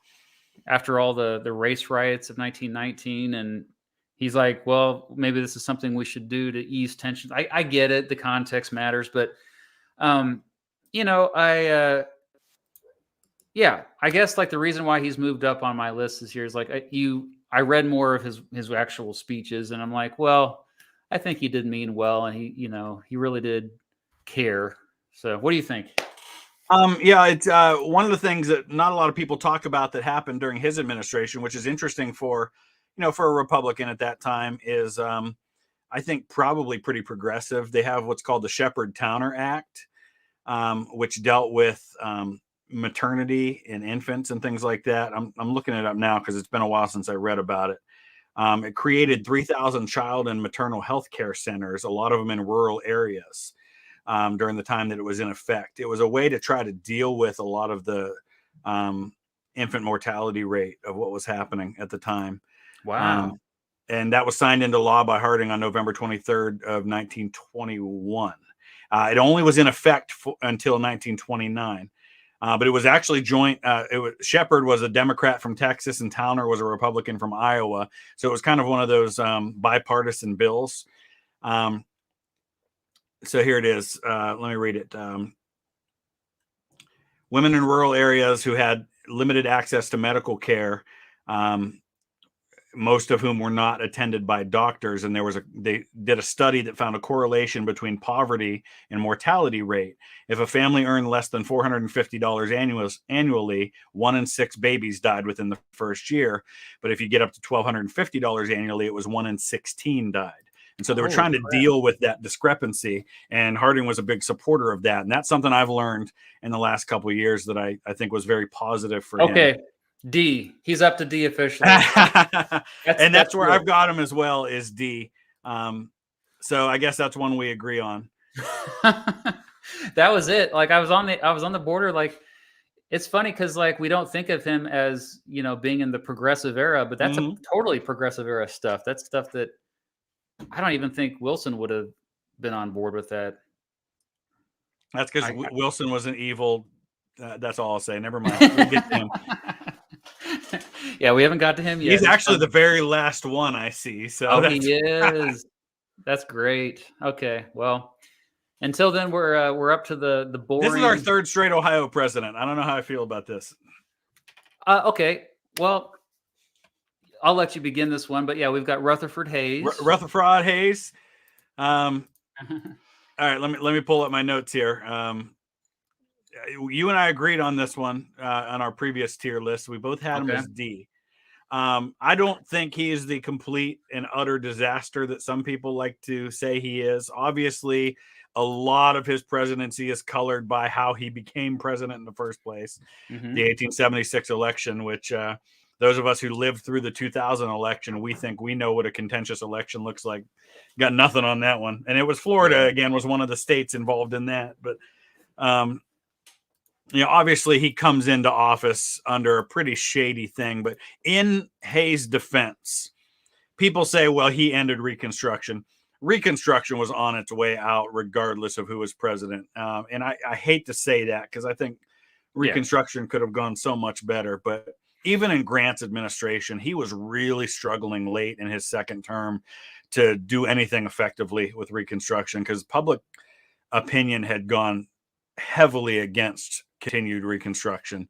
So I don't put all that on Hayes ending, you know, pulling the troops out of the South, but he does have to bear some responsibility for basically abandoning the South to the Democrats at the time. Let me look and see what else. Jim Crow laws really kind of start under his term, his presidency, even though he does have the Civil Rights Act of 1875, which gets later struck down by the Supreme Court. Exactly. Yeah. So didn't even really do a whole lot. Let me pull this back up here. Railroad strike of 1877 that's put down by federal troops. Continuation on a lot of the policies against Native Americans under his presidency.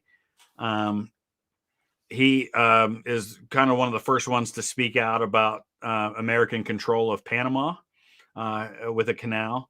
But he did do a lot for civil service reform. Like you said, that kind of starts under Grant, but I think he pushes the ball in the right direction with that. So that's one of the reasons why I don't put him at F, but he's a D for me.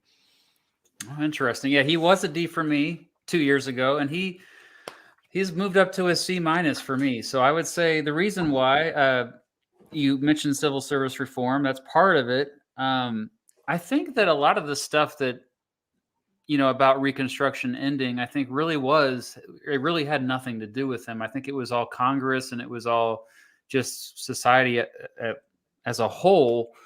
The Jim Crow laws really expanded under his watch. But he was one of those who realized that, I mean, he was pragmatic. He realized that, first of all, I love how he's like right off the bat, right after the compromise of 1877, he's like, nah, I'm not going to run for another term. This is it. The country's too divided right now. Like he desperately wanted the country to heal, similar to Grant, I guess. But so he's like, I'm just going to let the South kind of try to do things, and we'll see how it turns out. Now, if he would have known how bad it would get decades later, I'm sure he would have changed his mind. But now another negative for him is I think he did a poor job handling the Great Railroad Strike, kind of similar to Cleveland with the Pullman strike. I think that he was a little too aggressive with that. Policies with Native Americans were essentially a continuation of the Grant administration, which weren't good. Treaties continued to be broken. But I think in terms of the reason why I moved him from D to C is like, I just started looking at some old quotes from him. Like, it's funny how when I start reading the words, that's actually how I became more positive about Franklin Roosevelt. I started reading his old speeches or like his fireside chats. And I was like, this guy sounds actually more reasonable than I used to think. And so, yeah, that's why I bump him up to a C-. So this will be interesting because I think a lot of I tell you what, before you put it up to a vote, as I'm listening to you talk, as I'm seeing the people in the chat, as I'm kind of thinking about myself, I'm going to let you change my mind on that one. I'm going to go C. Okay. All right. That was easy. Kind of like you changed my mind on Harding, I guess. There you go. Now the audience is going to say, well, their minds are changed too easily, so we can't take them seriously. This next one's going to be very interesting. Andrew Jackson. Yeah, this is always a fun one. I got to make that video as well. Like that, such a crazy life. Oh gosh, yeah. I mean, probably right up there with Theodore Roosevelt as far as like the, I don't know what the best word is to use for it, but just probably the toughest people to ever be president in terms of just the guy you'd want to have next to you in a fight. Old Hickory. You want to begin? No, go ahead. Oh man. Okay. Yeah. Andrew Jackson, obviously, like, I think it's well established that he was apologetic for slavery and is like, that's not even an issue we should bring up, and of course he owned slaves himself. So, but when he was president those 8 years, he rarely even brought up slavery. Mm-hmm. But the other thing that he was a little bit more outspoken about was how to handle Native Americans. And I think he thought at the time he was being reasonable, like, hey, I'm just looking out after them. But he, the Indian Removal Act that he signed, that later led to the Trail of Tears when Martin Van Buren was president, was not good at all. And the fact that he just straight up ignored the Supreme Court when they said they made their ruling. Now let's see him enforce it. Yes, even saying that aggressively. So that's pretty clearly, like, I think most people will agree that's the negative stuff about him. But it is more complicated. It's more nuanced. I mean, we have to remember that he was the first quote unquote common man president. Yeah. Like the first true outsider who didn't have all these connections to the founding fathers and, even just being outside of Virginia. I know John Quincy Adams was Massachusetts, but you get what I'm saying. So he was somebody who pushed to expand democracy, and we did see a rapid expansion of democracy. Granted, it was only white males who could vote, but at least it wasn't based on how much money you had or if you had property. And that wasn't unique to him, the whole white males could vote thing. I think that was pretty much every president would have supported that at the time. True. John Quincy Adams more or less said that too. It's just like that became like, I guess he came to kind of symbolize that somehow.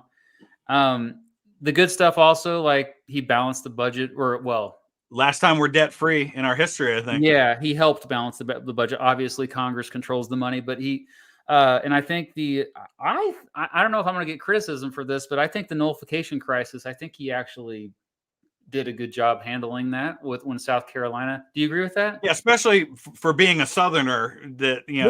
I thought he handled it pretty well too. Yeah. I mean, we kind of showed that he was above partisanship because John Calhoun's like, I thought you were one of us, Jackson. And then this has ended up being something. What else did I have? The negatives more, he was unapologetically expansionist and later influenced Polk to be that way. And I think the spoils system was bad. And yeah.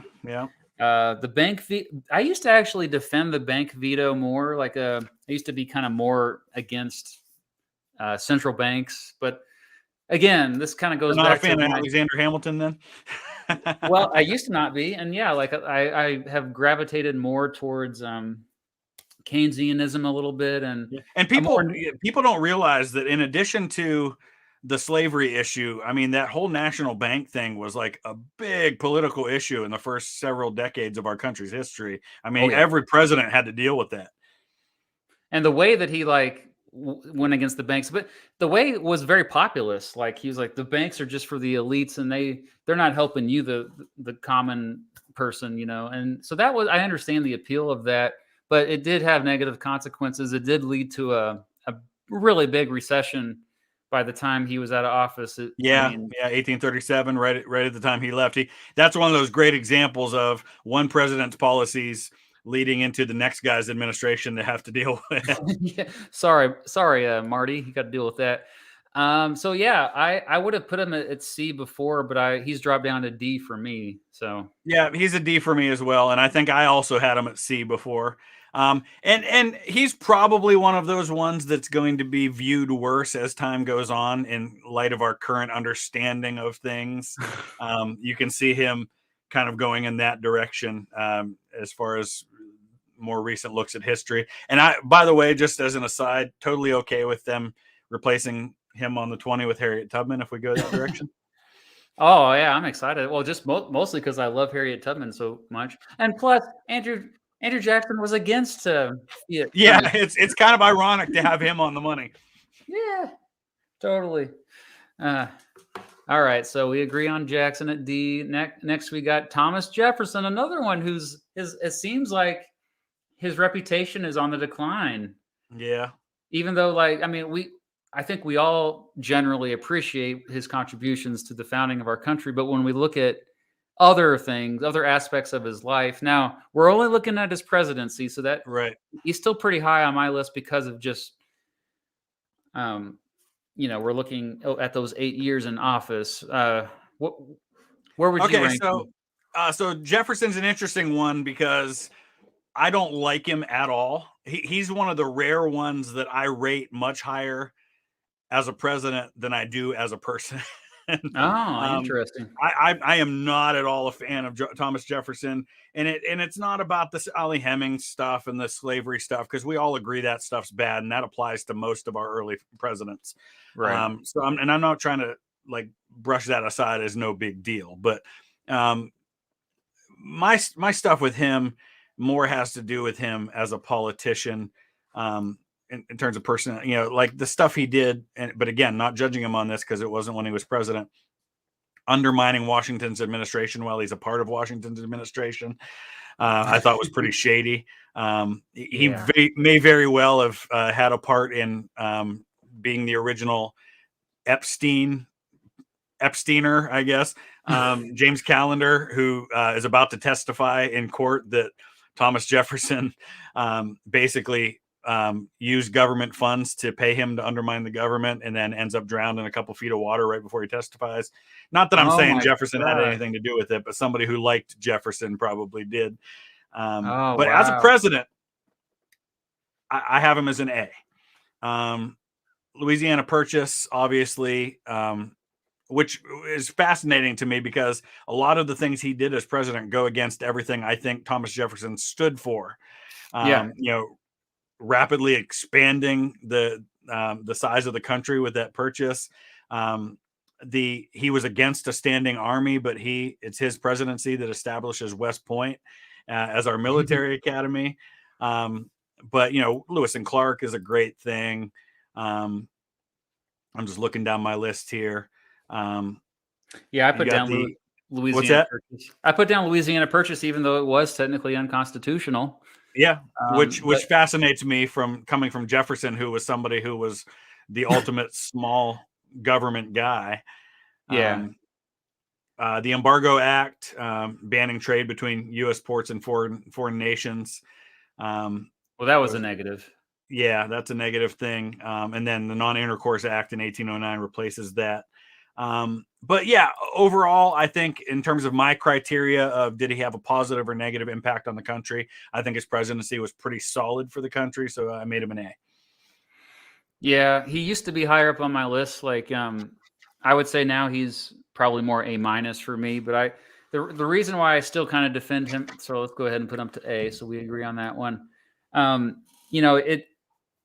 He was somebody who was pragmatic, actually, who changed his mind regularly and realized the country, like he used to be like all about agrarianism. Like we're always going to be farmers, dude.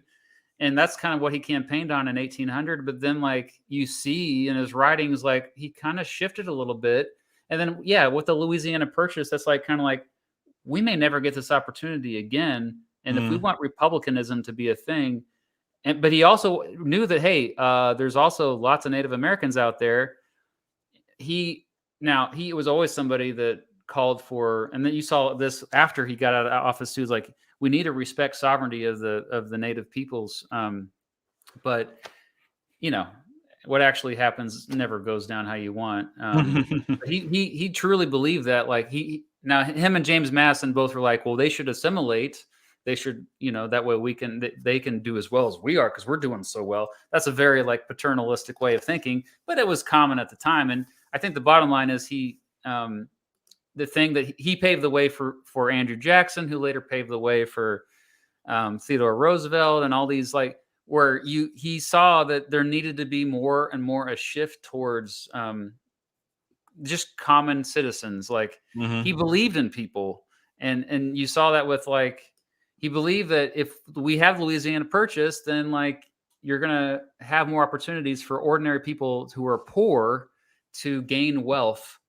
And he truly valued what he had in terms of wealth. Like he understood, like, he was a lucky dude, and also talked trash about slavery, yet still had slaves and had affairs with slaves. He is in a lot of ways a walking contradiction, because a lot of the times what he personally believed didn't match up with what he lived or the decisions he made as president. And I'll say that as president, that's not necessarily a bad thing, that he went against his own personal views for what he thought maybe was better for the country at that time. That's the biggest positive of him, I think. That's also what I say about George Washington. It's like, sad to say, the status quo kind of has to wake up. Whoever has the power has to wake up, and they woke up and they're like, we need to change this. And let's see, I also put down he pardoned the people that were charged under the Alien and Sedition Acts under the previous administration. I thought, which we're going to be talking about in a minute, I'm sure.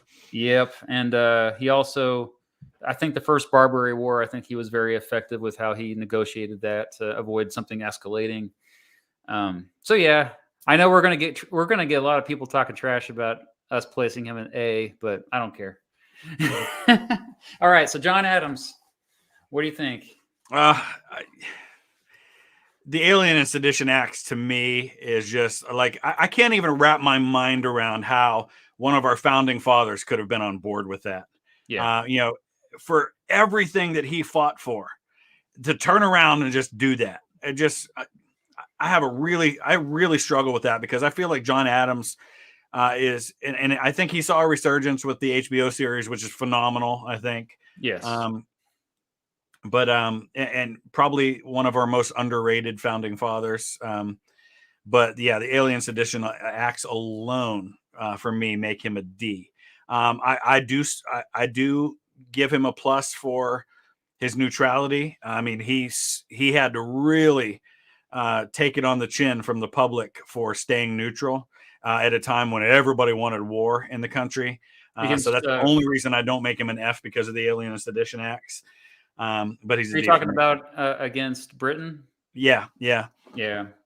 Because like also he was, I think that was his biggest positive during his 4 years, was how he handled relations with Britain and France. Like he was trying to make both sides happy, and while also keeping the country out of war. And I do think he was effective with that. You're right, though. The Alien Sedition Acts like single-handedly brings him down. And I would say, other than that, like, I don't know. I put him down as a C, but this is one of those where I probably could be convinced too. The thing is, he really didn't do a whole lot during those 4 years, and his presidency was the least remarkable part of his life. Exactly. We are very biased towards all the other stuff, like those 20 years before he was president. So yeah, I think we should throw this one to the audience between C or D, because this might be something that you might win this one as I'm looking at the chat. John Adams, C or D. And he was very forward thinking. That's another thing that I appreciate about him. You look at what he called for, is like, whoa, dude, you're like 100 years ahead of your time. And yeah, and I like John Adams. I mean, I think he does not get nearly enough credit as a founding father, but true. I don't like John Adams' presidency. Yeah, it is amazing how. I think you're going to win this one. Oh, finally. A little dose of humility for me, finally. Well, yeah, I think he won the last 5, so. He did make the Navy, yeah. That's a positive we didn't talk about. Yeah, I forgot to bring that up. He was not a fan of Alexander Hamilton. And they were from the same party. Yeah, I was going to say they agreed on those issues. I think it was more of a personal thing. Come on, just 897 votes. Exercise your rights. Oh, well. So it looks like we are going with John Adams as a C. A lot of C presidents. Go figure. All right. Andrew Johnson, who I remember when you reacted to my worst presidents, you thought that he should be much higher up on that worst presidents list. And you're probably right. He has gone down in my rankings since then. All right. So, I'm already seeing a lot of Fs here. So we probably both agree that he's an F, right? Yes, I think so. Okay. Yeah, Andrew Johnson, I'm going to go ahead and put you there, but let's just kind of elaborate a little bit. I mean, a lot of it is just his ego, like a character thing for me, the flaws of him. Like I don't think I've ever brought this up before, but there is a speech that he gives where it's on Washington's birthday. This is like 1866, I think. And they're like, oh, a newspaper reporter asked him, like, what do you think about the legacy of George Washington? And this is on, they're all celebrating Washington's birthday, which is that today? No, yesterday. Anyway, and all he does is talk about himself the whole free. Yep.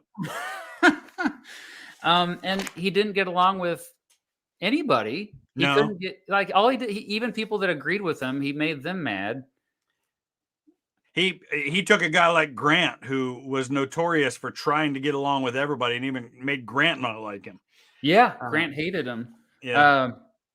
I mean, and then he had a chip on his shoulder this whole life, like, because he was not somebody who came from the privileged class growing up. He was poor. Yeah. But the ulterior motive for him wanting to end slavery seemed to be, like, he was pretty clear that he wanted to end slavery, but it seemed more to stick it to slave power. Yes. Yep. Yeah, just like it's because, like, I feel like if he grew up with the opportunity to own slaves, he would have. Yeah. Yeah, because there was no love lost for him, for the freed slaves. I mean, he had no care whatsoever for their plight. And that, for me, the biggest thing with Johnson, and the reason why for me he's the worst president, is I feel like that the decisions that he made in that year after he became president, I feel like were some of the most destructive and most impactful decisions ever by a president. And a lot of times it wasn't necessarily things he actively did. It was more about what he didn't do. That was such a crucial time, the aftermath of the Civil War, and how the defeated South was dealt with, how the freedmen were dealt with. And it almost seemed like he was intentionally trying to sabotage it at times. And I feel like so much of what happened over the next 100 years in terms of for African Americans goes back to how Johnson dropped the ball in those first months when he became president. And I have a really hard time getting past that one, trying to judge him fairly. Yeah, and I mean, when he did say something, he's like, no, I don't think that that African Americans should have the right to vote. They shouldn't have the same, essentially, civil rights as everybody else. Like, so when he did speak, it was, and then even like he was supposedly on board with Abraham Lincoln's Reconstruction plan or his plans for after the war, but then he'd like ditch those as well. Like it Yeah. seemed like he stood for nothing by the end of his first year of his presidency, and then because of that, everybody hated him, and so that's why they looked for a reason to impeach him. And he got lucky that he wasn't kicked out. One vote, that Yeah. was it. All right, yeah, I think most people will agree on that one. And then we got John F. Kennedy, who John F. Kennedy. It's interesting to me because the thing that I hear the most that's a criticism of me praising him is that, well, he just looks better because he was assassinated, and if he would have actually lived and continued out, you would have seen more flaws. And I think we're more biased to glorify these tragic characters in history. What do you think about that? I think part of that is fair, and I've myself have made that argument that we do sometimes look on people who died young with a little more rose-colored glasses. Mine's not so much about what he might have done, so much as I wonder how much we glorify what he did do through the lens of that. But just for how he handled the Cuban Missile Crisis alone, I give him really high marks because I think that was phenomenal leadership, absolutely phenomenal leadership at a time when he had a lot of really strong competing interests that were pushing him in a different direction and could have easily, the same kinds. If he had been in charge, say in World War I with some of these European powers, maybe World War I doesn't happen because you have the same kind of push by the military folks trying to push him into conflict, push him into aggression, and he's holding back, whereas the military guys won out in World War I with that. I think the Cuban Missile Crisis, the way he handled that, is one of the shining moments in all of presidential history in terms of just handling something perfectly. I agree. And so for that alone, I gave him a B. He also was a Democrat who lowered taxes. So I think he was a very kind of a moderate, and he got elected at a time when first time ever a Catholic could get elected, which was something. And he's a new generation, much like Obama is later on, kind of the first of a new generation to get elected. So a lot of positives. I have him as a B. Okay, yeah, I still have him as an A. So you mentioned the Cuban Missile Crisis. I also added that he paved the way for civil rights legislation. I mean, he's been criticized a little bit. Shout out to my friend Will from the channel Exploring History for he has a video kind of showing the hesitation that JFK had when it came to civil rights. But I think he was trying to just tread cautiously, and I understand why he was. But something that I really praise JFK a lot for was how inspiring he was as a figure. I think there's something to be said like for charisma that is actually not the demagogue type of charisma, but the charisma that inspires greatness.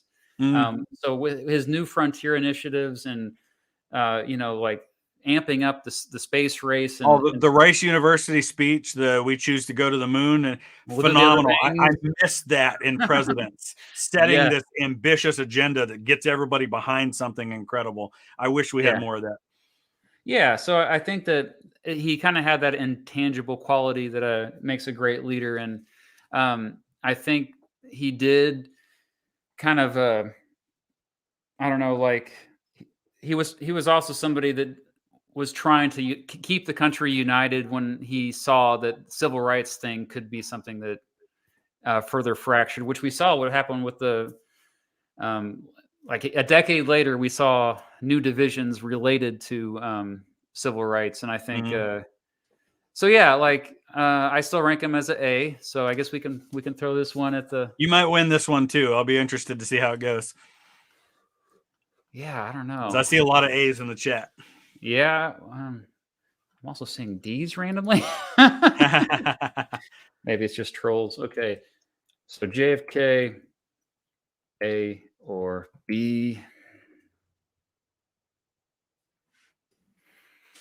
We've been going over 2 hours already. Do you need to go to the I just bathroom at texted all? my wife to tell her, hey, you're going to have to make sure you feed the kids. That's right. You're an hour ahead. We'll speed it up a little bit, I think. So vote in the poll, everyone.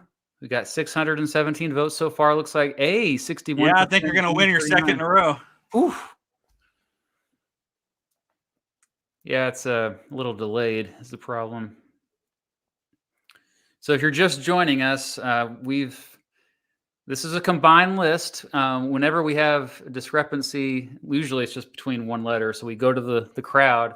Have we had any where it was like more than one letter difference? No, that's true. We haven't so far. I think it's coming though. Okay. I'm good. looking ahead. We need some drama. All right. Looks like after more than 1,000 votes, I'm going to end it here. So JFK will be an A and join Jefferson, Eisenhower, and Coolidge. So we got James Garfield, who you left him out, right? Mm-hmm. Because he was only in there for a year. I talked you into keeping him in there. So I'm curious. Yeah. What are your thoughts about Mr. James All right. Garfield? So Garfield's one of my favorite what ifs of all time. Cause I feel like he would have been one of our greatest presidents of all time had he lived. Super intelligent guy. He's a Northeast Ohio guy like me. That's right. And as an ordained minister, he was also our only ordained minister president that we've ever I didn't had. know that about you. That's awesome. Yeah, I'm a pastor in my spare time.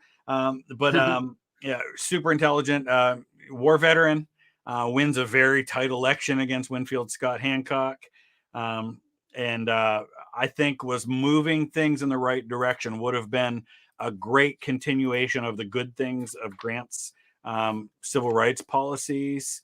Mm-hmm.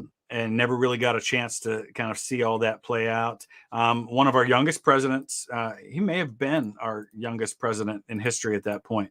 At that point, until Theodore Roosevelt. Yep. I'm looking at my list here to see what else. So I think the only reason I didn't, but I guess it's fair that he had a few months. He was the presidency starts in March. So March, April, May, June. He gets shot in June. He lives till September or something like that. So, a tragic figure who I feel like could have been an A had he lived, but just because of the shortness of his term and the impact he wasn't able to have, I'll at least put him at a B because I don't think he did anything bad. I think the stuff he did was positive. So I'll say B. Oh, good. I have him as B too, like a high B, probably my highest B one. And additionally to what you said, he did have a balanced cabinet, which was fairly rare throughout American history. He kept the civil service reform going, was a big free trade guy, pragmatic when it came. He was I think he had better policies in terms of being more proactive out west with Native American tribes. And I'm pretty sure he didn't like Custer, for example, if I remember correctly, but also civil rights. He said, there was a lot of things he said that were very forward thinking when he was president. But yeah, short amount of time. I agree with you that he's a big what if. In my opinion, I think based on everything I've seen, I think he was one of the smartest presidents by far, if not the smartest. And it's definitely, it's just a tragic thing. But something I was going to mention, Chester Arthur, I think was heavily influenced by him. I think it changed Chester Arthur's mind on civil service. Yeah, because like we said earlier, when we talked about him, Arthur goes against his own interests in terms of his presidency. And I agree. I think a lot of that was influenced by the fact that he was vice president for Garfield. Yeah. All right. So Garfield's at a B. Glad we included him. And now we've got Lyndon Baines Johnson. So I'll go first. Good. Obviously, I think most of our viewers would agree that he has this mixed legacy. Unless you're like somebody who's a very small government guy, then you would probably criticize all his war on poverty initiatives. But I think, generally most people agree that Medicare, Medicaid, sure, they can be inefficient, or maybe they're just too expensive. It takes a lot up of the budget, but it's a net positive. And I think I've been critical of some of his war on poverty initiatives because of the fact that the poverty rate has been the same more or less since the late 1960s. A lot of people don't know that poverty rate is not declined, but at the same time, you think about how it was before, and the fact that he passionately pushed for all the sweeping legislation that expanded the social safety net, I think was overall probably a good thing. And environmental legislation like the Clean Air Act, obviously the civil rights stuff, the Civil Rights Act of 1964, the Voting Rights Act 1965. He set the stage up for détente, for, I think, which I'm a fan of with the Soviet Union. Opened up immigration to make it so that we weren't just getting Europeans, we were getting the best from around the world. But yeah, of course, there's the Vietnam War, which he escalated, and the Gulf of Tonkin incident was something that was shady, that was, and part of it was based on lies, and that ultimately we have a bit of a history of naval shady things leading to interventionist wars, don't we? Yeah, I guess that's a pattern. But so yeah, that's something that I think brings him down for me. Like, I think without Vietnam, I'd probably at least place him at a B, but he's a C because of just, I've always been against the Vietnam War. Like I was always negative towards it. Over time, I've tried to, like, okay, put yourself in the shoes, but then you find out that, when they declassify documents and you find out, yeah, it was as bad as we thought it was. So I give him a lot of credit for being a Southern Democrat who came around on civil rights, and yes, just as to his credit, I mean, as a congressman, and as he was a senator, he was a Senate majority leader. Excellent senator, one of the best senators. Opposes a lot of the things that he later supported, and that shows a willingness to understand, kind of read the room a little bit, and understand, okay, I need to change my thinking on this stuff. And he came around on it. He really did. And so I give him a lot of credit for that, for being really the first Southern Democrat to support civil rights from the White House anyway. And so, yeah, Vietnam obviously brings him down. And I probably am not, being as conservative as I am, I'm probably not quite as supportive of a lot of the social stuff that he did, though I see the need for it, even if I don't necessarily like it. But I'm with you. I don't think that 50 years have shown that a lot of those policies necessarily made a difference. So it feels like a lot of money thrown at something. But at the time, I see why he did it, and I understand why. So yeah, I'm with you. I'm a C for Johnson as well.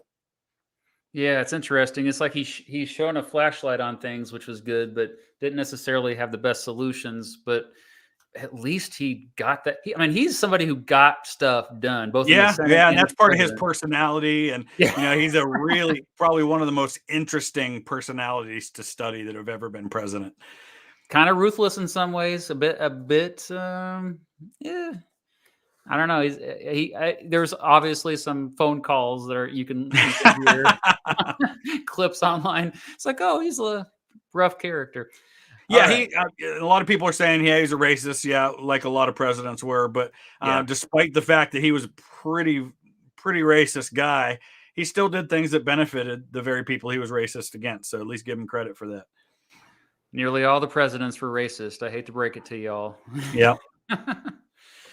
Okay, so speaking of which, Abraham Lincoln was, but this is one we may have a disagreement on, at least based on the past. You say S tier for Abraham Lincoln? He's an S tier for me. I think most brilliant politician we've ever had as president. People don't realize what a really good politician Lincoln was. They think he's this kind of country bumpkin guy who could spin a good story, but he could be a ruthless politician. Here's what I like. Takes, the team of rivals concept. He takes all the people that he beat for the Republican nomination and throws them in his cabinet. Now, you might argue, well, he just wanted to put them where he could see them. But these were all people who thought they could do a better job than him, and he put them in the cabinet and gave them a voice. And other people have done that. Obama did it, putting Hillary Clinton on the cabinet. Other people have done that in the past as well. But I like that a lot, that he was willing to do that, to put people who were in a lot of ways smarter than him on certain things. Mm-hmm. You could argue that he provoked the South into firing the first shot, and kind of ramped things up with the Civil War. One thing I won't criticize him for, that I used to, is the suspension of habeas corpus.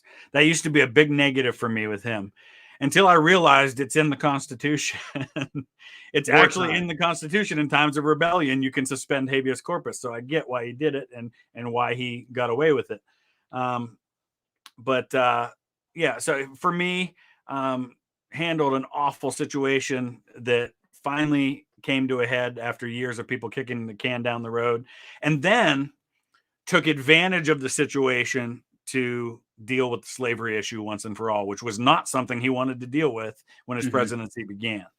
I don't like how he micromanaged his generals at times. I feel like he caused a lot of the issues by pushing so forcefully and kind of getting into, he should have stayed out and let the generals do their job sometimes. Especially early on. Yeah, especially early on. I feel like Burnside especially was a victim of that at Fredericksburg, of Lincoln pushing. And that's one of the things that holds me back a little bit. But I'll go with an S, but I'm willing to be persuaded to take it down to an A. Okay. Let's see what you have to say about it, because I know you didn't have him that high. Yeah, no, I have to admit that I was being a bit of a contrarian when I first released my top 10 presidents video 4 years ago. He would have been my number 11. And now he's probably my number 10 or 9, honestly. He's still, I think anyone who argues that Abraham Lincoln was not a good president is trolling you, or they just don't know American history. You got to admit that for what he had to deal with, the decisions he had to make, overall, he did a pretty darn good job, and you can't deny that. And so I get that. You mentioned the habeas corpus thing. That was something I used to lean on more heavily. And yeah, it's in the Constitution. And so I can forgive that part. Let's see. I mean, I guess before I get into my negatives, the positives, yeah, like, goodness, everything that we train, well, you can't train really, but you try to train people to be a good leader. He was just a good leader. If you watch that movie, I think did a fantastic job. Mm-hmm. Steven Spielberg's movie, which really should have been called The 13th Amendment, but it's called Yeah. Lincoln. But it's how he got the 13th Amendment passed. And you're like, it's genius. Like the way he was able to speak differently to different people in order to get stuff done that was important. And so anyway, the negative still for me is and I know hindsight's 20/20, I get that, but it still feels like a reckless war to me. And when 750,000 people dead, soldiers dead, and a lot of those soldiers didn't want to fight. A lot of them were poor. A lot of them were immigrants, like, who hadn't even been in the country that long. I just feel like, and granted, he did later, after Gettysburg, he's like, make sure they don't die in vain. We're dying to end slavery, and I appreciate that. But the early stages of the war, when it was all about just keeping the Union together, I feel like he could have been a little bit more pragmatic there, and it could have been less reckless. And that opinion I have is actually a bit controversial. So, no, and I think I agree with you. And I mentioned that, when I first started talking about it, he definitely poked the bear a lot. And you can look at some of his early decisions when he first took office and say, okay, you know what? He escalated the situation rather than he said the right things publicly, like with his inaugural address, saying, listen, the idea of civil war, it's on you, South. We're not going to start this war. But he also put them in a position where he knew they would start the war. Right. And he really did kind of escalate it. Yeah. So, and then there's one other thing that I put as a negative was him imprisoning whistleblowers, which, he was he had a lot of backlash. People forget, especially 1862, when it wasn't going so well for the North. And so he was just trying to keep the war efforts above water. So I understand, but it's something that anytime you mess with the free press, I get a little defensive. Granted, I still have him as A. I would say, so you have him as S or A. Should we just do the? Okay. Yeah, let's vote. Let's do the poll for S or A.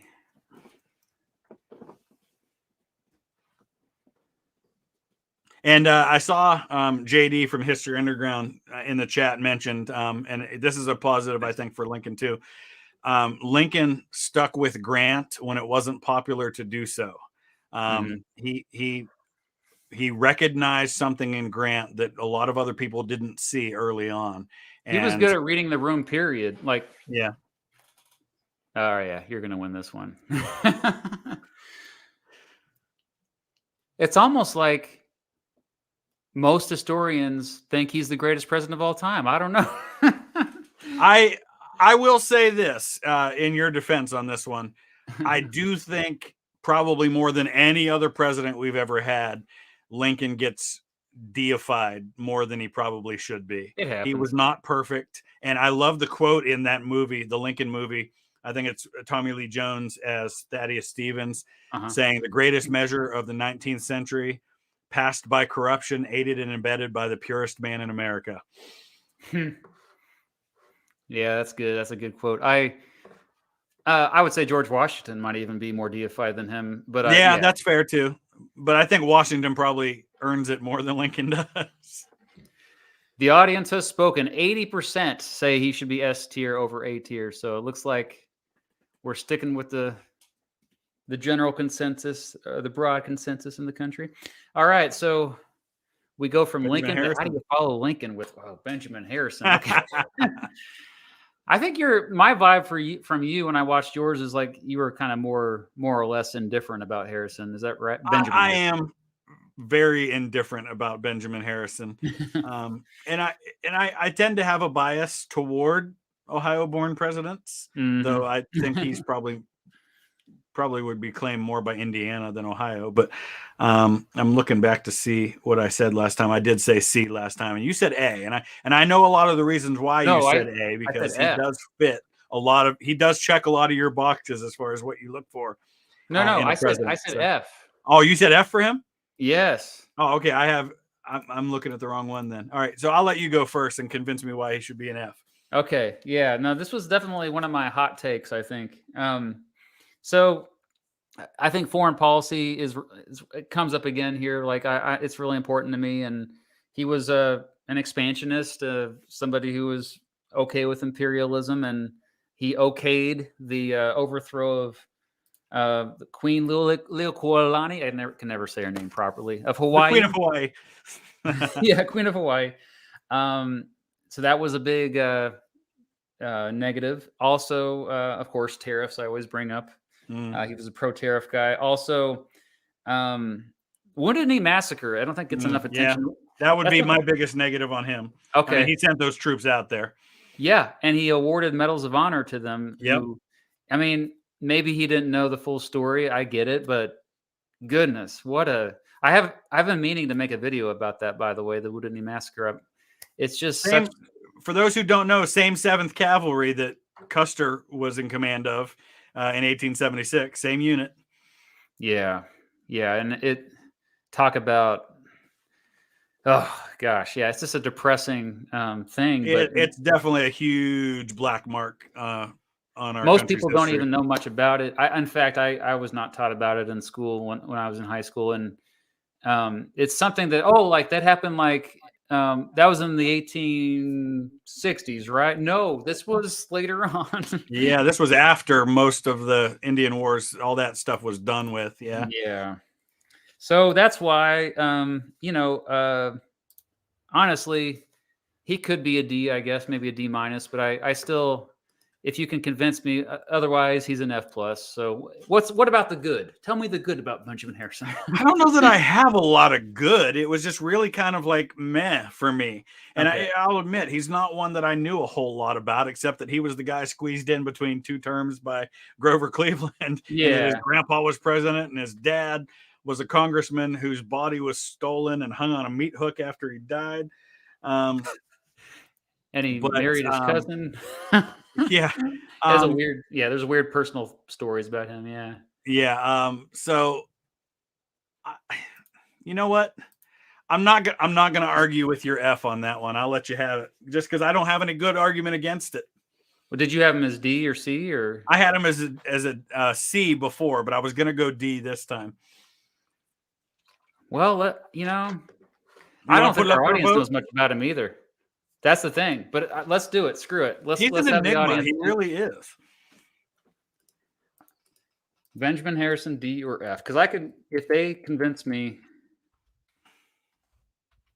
I guess part of me feels like F should be reserved for the worst of the worst, and I don't feel like Benjamin Harrison's quite like should be on the same level with an Andrew Johnson or a James Buchanan to me. That's fair. Yeah, I get that. I mean, I think this is maybe a plea to our viewers here. Hey, one of you watching who studies history, like maybe you're going to go into grad school next year. Maybe you're looking for a topic. Why don't you dig deeper into Benjamin Harrison? Yeah. Somebody said Sherman Antitrust Act was Harrison's administration. Okay, there's a positive. There we go. Yeah. And that, I believe is that General Sherman's brother, the senator who did that? Yeah. Yep. John Sherman, another Ohioan. We like to brag about our Ohioans. Well, there's a lot of them. Yeah, I was going to say, not just in the presidency, but in Congress overall, like a lot of influential folks from your home state. Well, and not just the presidents, but the generals in chief, Grant, Sherman, Sheridan, all Ohioans. Yeah, that's true. Yeah, it's 73% D, 74% D. So we're going to go there.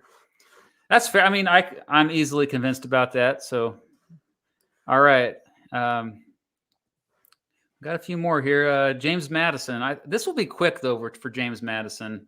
For me, it's just most of the reason why I've always liked Madison is because of what he did during the Constitutional Convention, and especially his influence with the Federalist Papers, just kind of getting the Bill of Rights passed. And I will always give props to him for the Bill of Rights, his influence over them, and or George Mason and all of them that made that happen. But and he was also somebody who had his mind changed, and he would have been more on the Federalist side early on. And I was going to say he was him and Alexander Hamilton wrote a lot of those Federalist Papers and together. And he like you said, he was a huge framer of the Constitution, the father of the Constitution, but goes in a very different direction after the Constitution is adopted. Well, so he was a B for me, and I think that's probably where he still is for me. I don't think he did a whole lot negative. He vetoed the one of the bank bills, which put the country in kind of a difficult financial situation during the War of 1812. That's my only negative against him. Well, the thing is, he didn't do much. No, but that fits with his philosophy of government. He's very much along the lines of Jefferson, but he actually lived that out more than Jefferson did. Kind of just not going to use the power of the federal government to do a whole lot. Just kind of keep the ship going in the right direction. Well, another negative I have for him is I think he was a little in over his head when he asked Congress to declare war on Britain, and the War of 1812. I think that's something that could have been avoided, I think, with more diplomacy. That was that was with Washington, Adams, and Jefferson before, and Madison was a diplomat. I mean, wasn't he was Secretary of State under Jefferson? Yeah, Secretary of State was kind of the jumping off point for early presidents. That was like a big stepping stone. Sorry, Henry Clay. So, I wish he had been more diplomatic with that too. Yeah, no, it's so that was a negative, but once the war started, I mean, I've seen some criticism of him, like he was kind of like this guy that didn't. I mean, he didn't have much to work with. Okay, so he did the best he could given the situation. Like, the United States was not ready to fight this war with Britain, and we were lucky that we didn't get our butts kicked more. I think that he did as best as he could do, and I think a lot of times we are biased towards wartime presidents because they are faced with these bigger challenges, and maybe that's why I rank him higher. But yeah, I think he's somebody who, like you said, kept the ship going, and no major setbacks other than the Capitol being burnt down. During his presidency. All right. Well, we got William McKinley, so we may disagree on McKinley. He was. I actually, looking on our previous list, he was the only president that we had more than a 2-letter difference on. Okay. So this will be interesting, and I'll acknowledge some bias here too for a couple of reasons. Ohio. Number one, he's practically my hometown president. Wow. My whole family's from Niles, which is his hometown. My great uncle built the house he was born in. My wife graduated from McKinley High School in Niles. Wow. So there's That's definitely awesome. a strong bias toward him where I live. And I understand too that you being someone who generally is typically against tariffs and against interventionism is going to look very unfavorably on someone like McKinley. I think he's a product of his time in a lot of ways, because of it's a time in the world when all the big powers are going after colonies and things like that, and he's kind of trying to be one of those big players on the world stage. Doesn't justify it.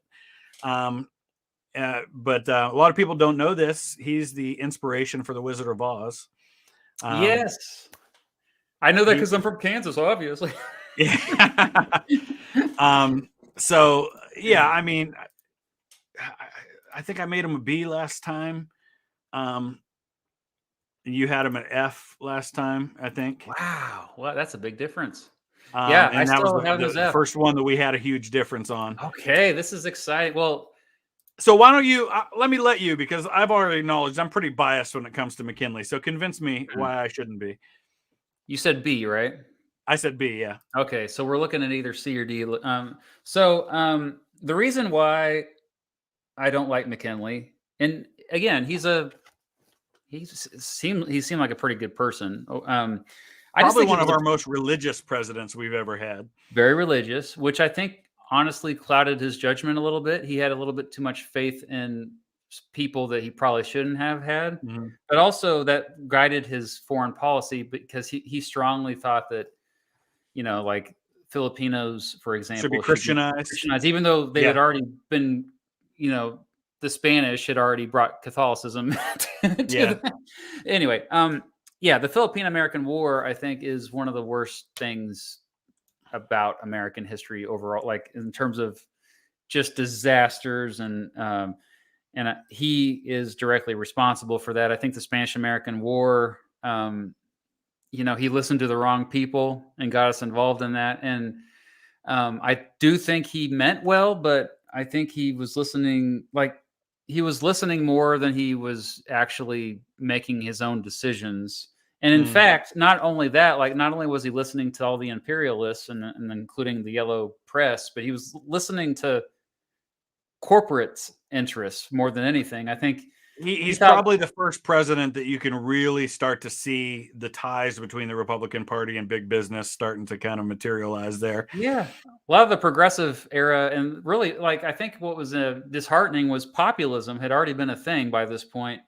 But a lot of the farmers were doing better by the time McKinley was president. So well, we're doing better. I guess he's not so bad. But then you pull back the curtain and you find out that the only ones who have access to President McKinley are these corrupt corporate, lobbyists. And, he's bankrolled by a lot of those, like the Rockefellers and the Morgans of the world. Yeah. That's who he's listening to. And so I think he was listening to the wrong people, and I think he was misguided with the foreign policy. I also put down here, you mentioned the tariffs. He bypassed Congress to send troops to fight in China during the Boxer Rebellion. So that's the thing. My bias, very interventionalist. I mean, absolutely on that. my bias is non-interventionalism, and I generally like I would have been with Mark Twain at the time. Like every criticism he had of McKinley, I would have said the same thing. It felt like we were like, oh, we're supposed to be pro like republicanism and like sovereignty, and yet we're doing what these European countries are that we're criticizing, and that's what the Monroe Doctrine was supposed to be about. The Monroe Doctrine was like, hey, let them rule themselves, and then now we're taking over the Philippines, and then the Philippine-American War, which you don't see this in history books much, but it is shady. Like it's bad. It's bad. There's no getting around that. Concentration camps. You have soldiers that are raping local settlers. Like, again, I'm demonetized, but like at this point, but like doing horrible things, and they're not held accountable.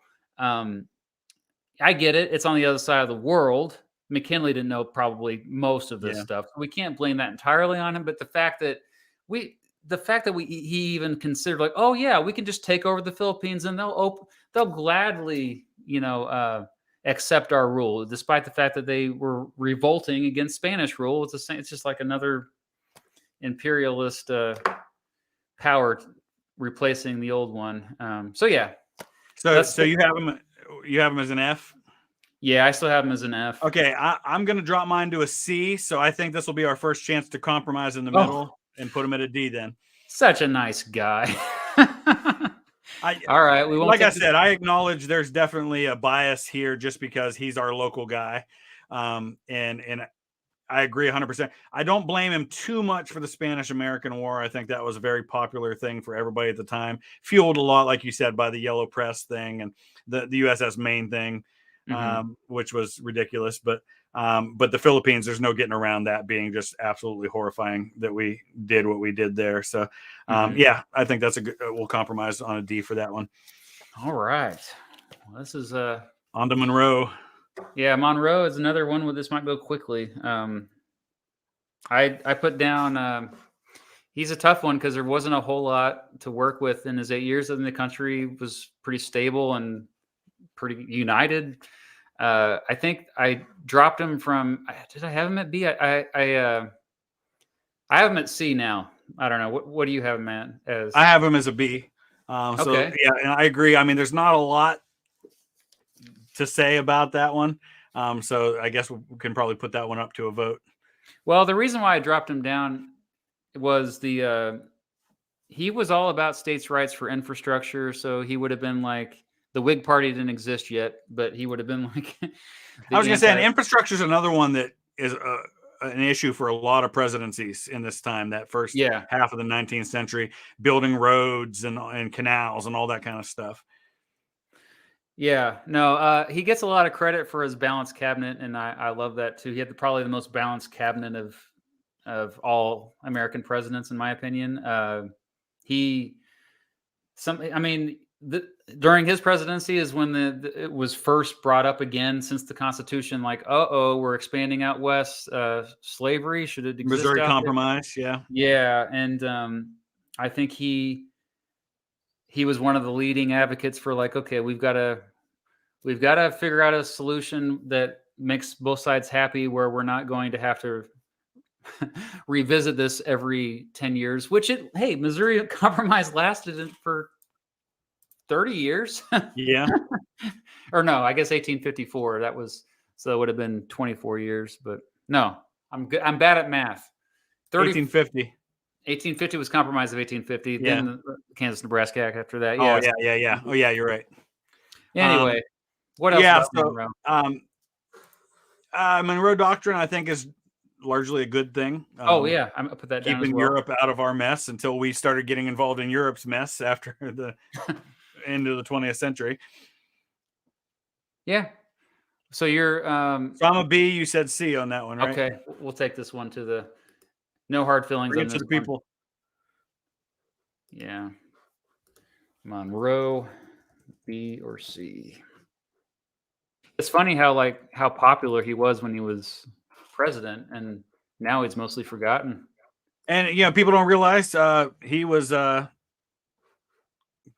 wounded at Trenton He's in the boat with Washington in the painting Sure of is. Washington crossing the Delaware. All right. So far, it's looks like it's B, 76%. Come on now. Back on the winning side. Yay. Yeah.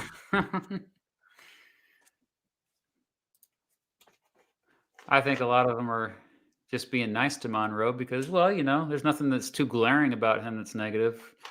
He's a kind of a continuation of the Madison administration in many ways. The Jameses get lumped in together. Except for James Polk. No. Yeah. We're going to get to him, huh? Where is he? Oh, yeah, there he is. That's going to be an interesting run of presidents there coming up. Yeah.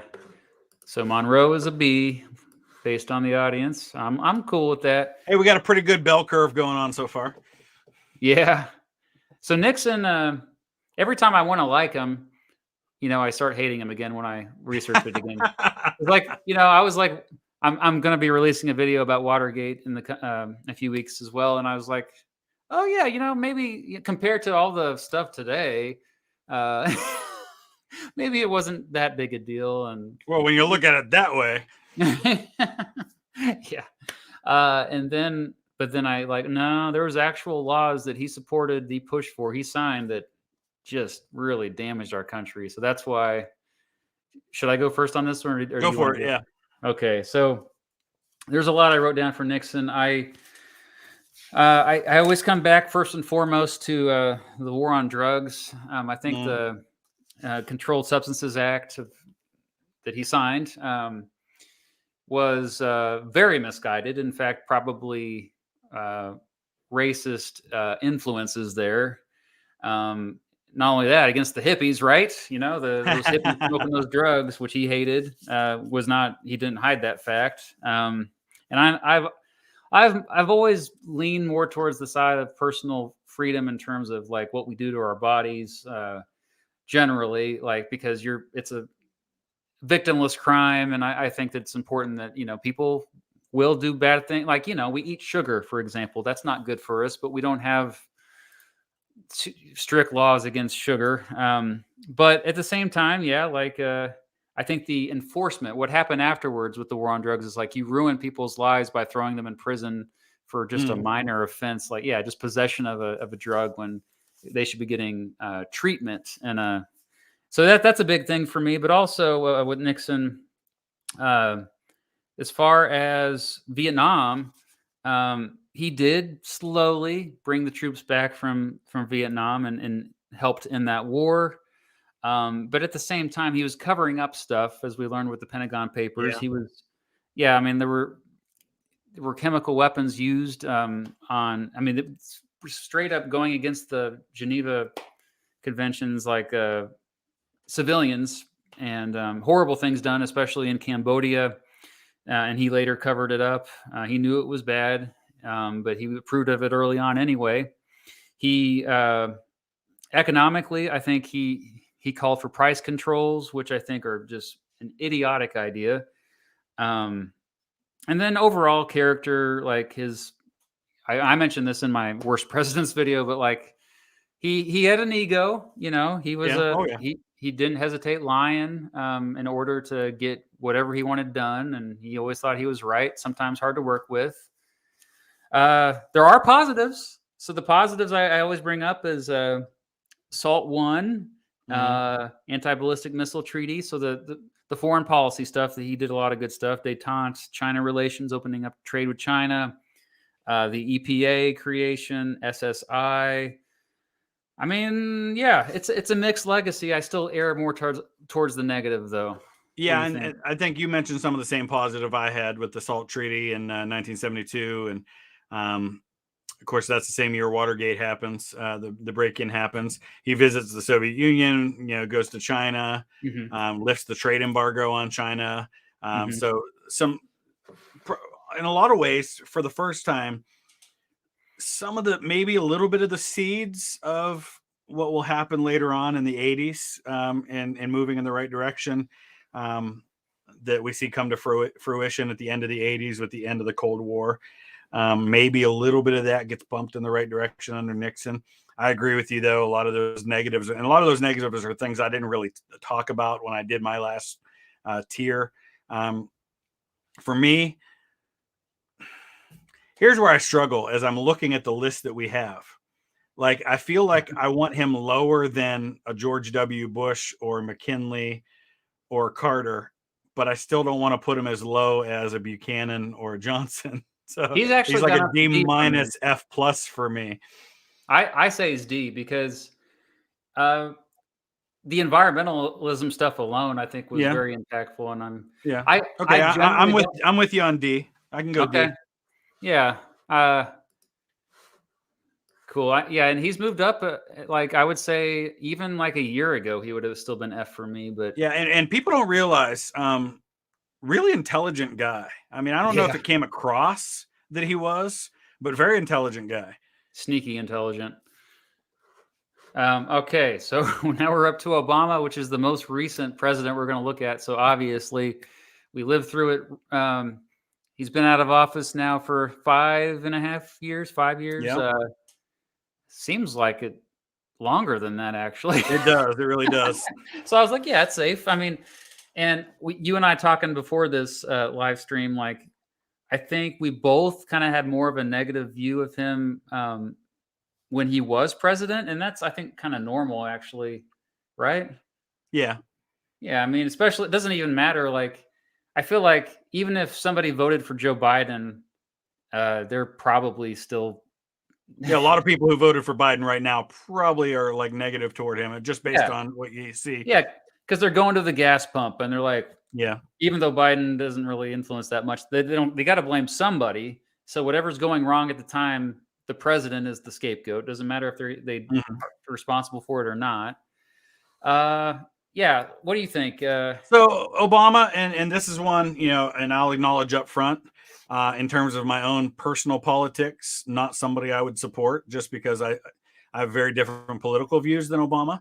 I do think he's a good person. I think he had good intentions. I think he was an honorable person as president. In terms of, I think the things he did because those were truly what he felt was best for the country, and advancing things that he believed in and had, strong views on. And so, I don't know if I can point to anything specific, but I would give Obama a C right now. And for me personally, I feel like it's still too early to fully judge a president that soon. Although, if you look back, the beginning of his presidency now is, 13 years ago? Is it really that long when he became president? Yeah. Wow. So maybe we're starting to get to the place where we can judge it, but I'll say C for Obama. Interesting. Yeah, like I would also say C, but I would like to point out that, his biggest piece of legislation that he signed, that he was an advocate for, it was named after him, Obamacare, also known as the Affordable Care Act. I wasn't really a fan of. Like, it meant well, but the execution of how it went down, like, when you have insurance companies that are essentially writing major parts of the bill, and the bill's so long that none of them have really read it, and then all these unintended consequences, although some of it has been positive and net positive. I can thank the fact that when I, lost my insurance, when I decided to pursue this, making videos full time, like, this was an option. Like, I'm not going to, I can go to the marketplace to buy some really expensive health insurance that will bankrupt me. Anyway. But no, continued a lot of the things that are probably controversial about Bush's presidency in terms of, that's the biggest negative for Obama for me, is his foreign policy well, not all of it, because some of it was good. I thought that it was great that he healed relations with Iran, for example. I thought that was good, that because that was always the biggest boogeyman for me as a young person. Like, what are we going to do about Iran? And I'll give him huge props for the decision on bin Laden. That could have gone a different way in terms of authorizing that. So I've always praised him for that. Yeah, that was a big deal.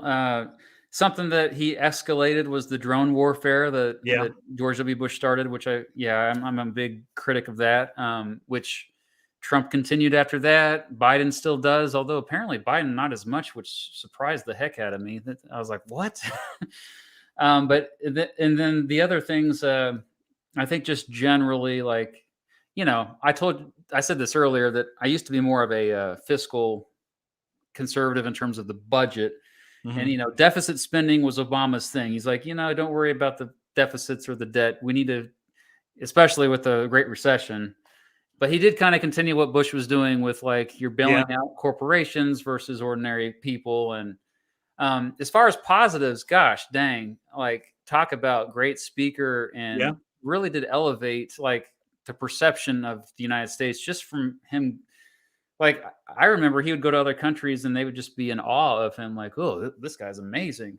And a lot of what the president is they're supposed to be this spokesperson for the United States, it's like PR, if you will. And he fit that role perfectly. And he did, after the Democratic Party lost their majorities in the Congress, he became more pragmatic. You won't hear that from Republican pundits, but so yeah, that's why I say C as well. He does look better, after time passes.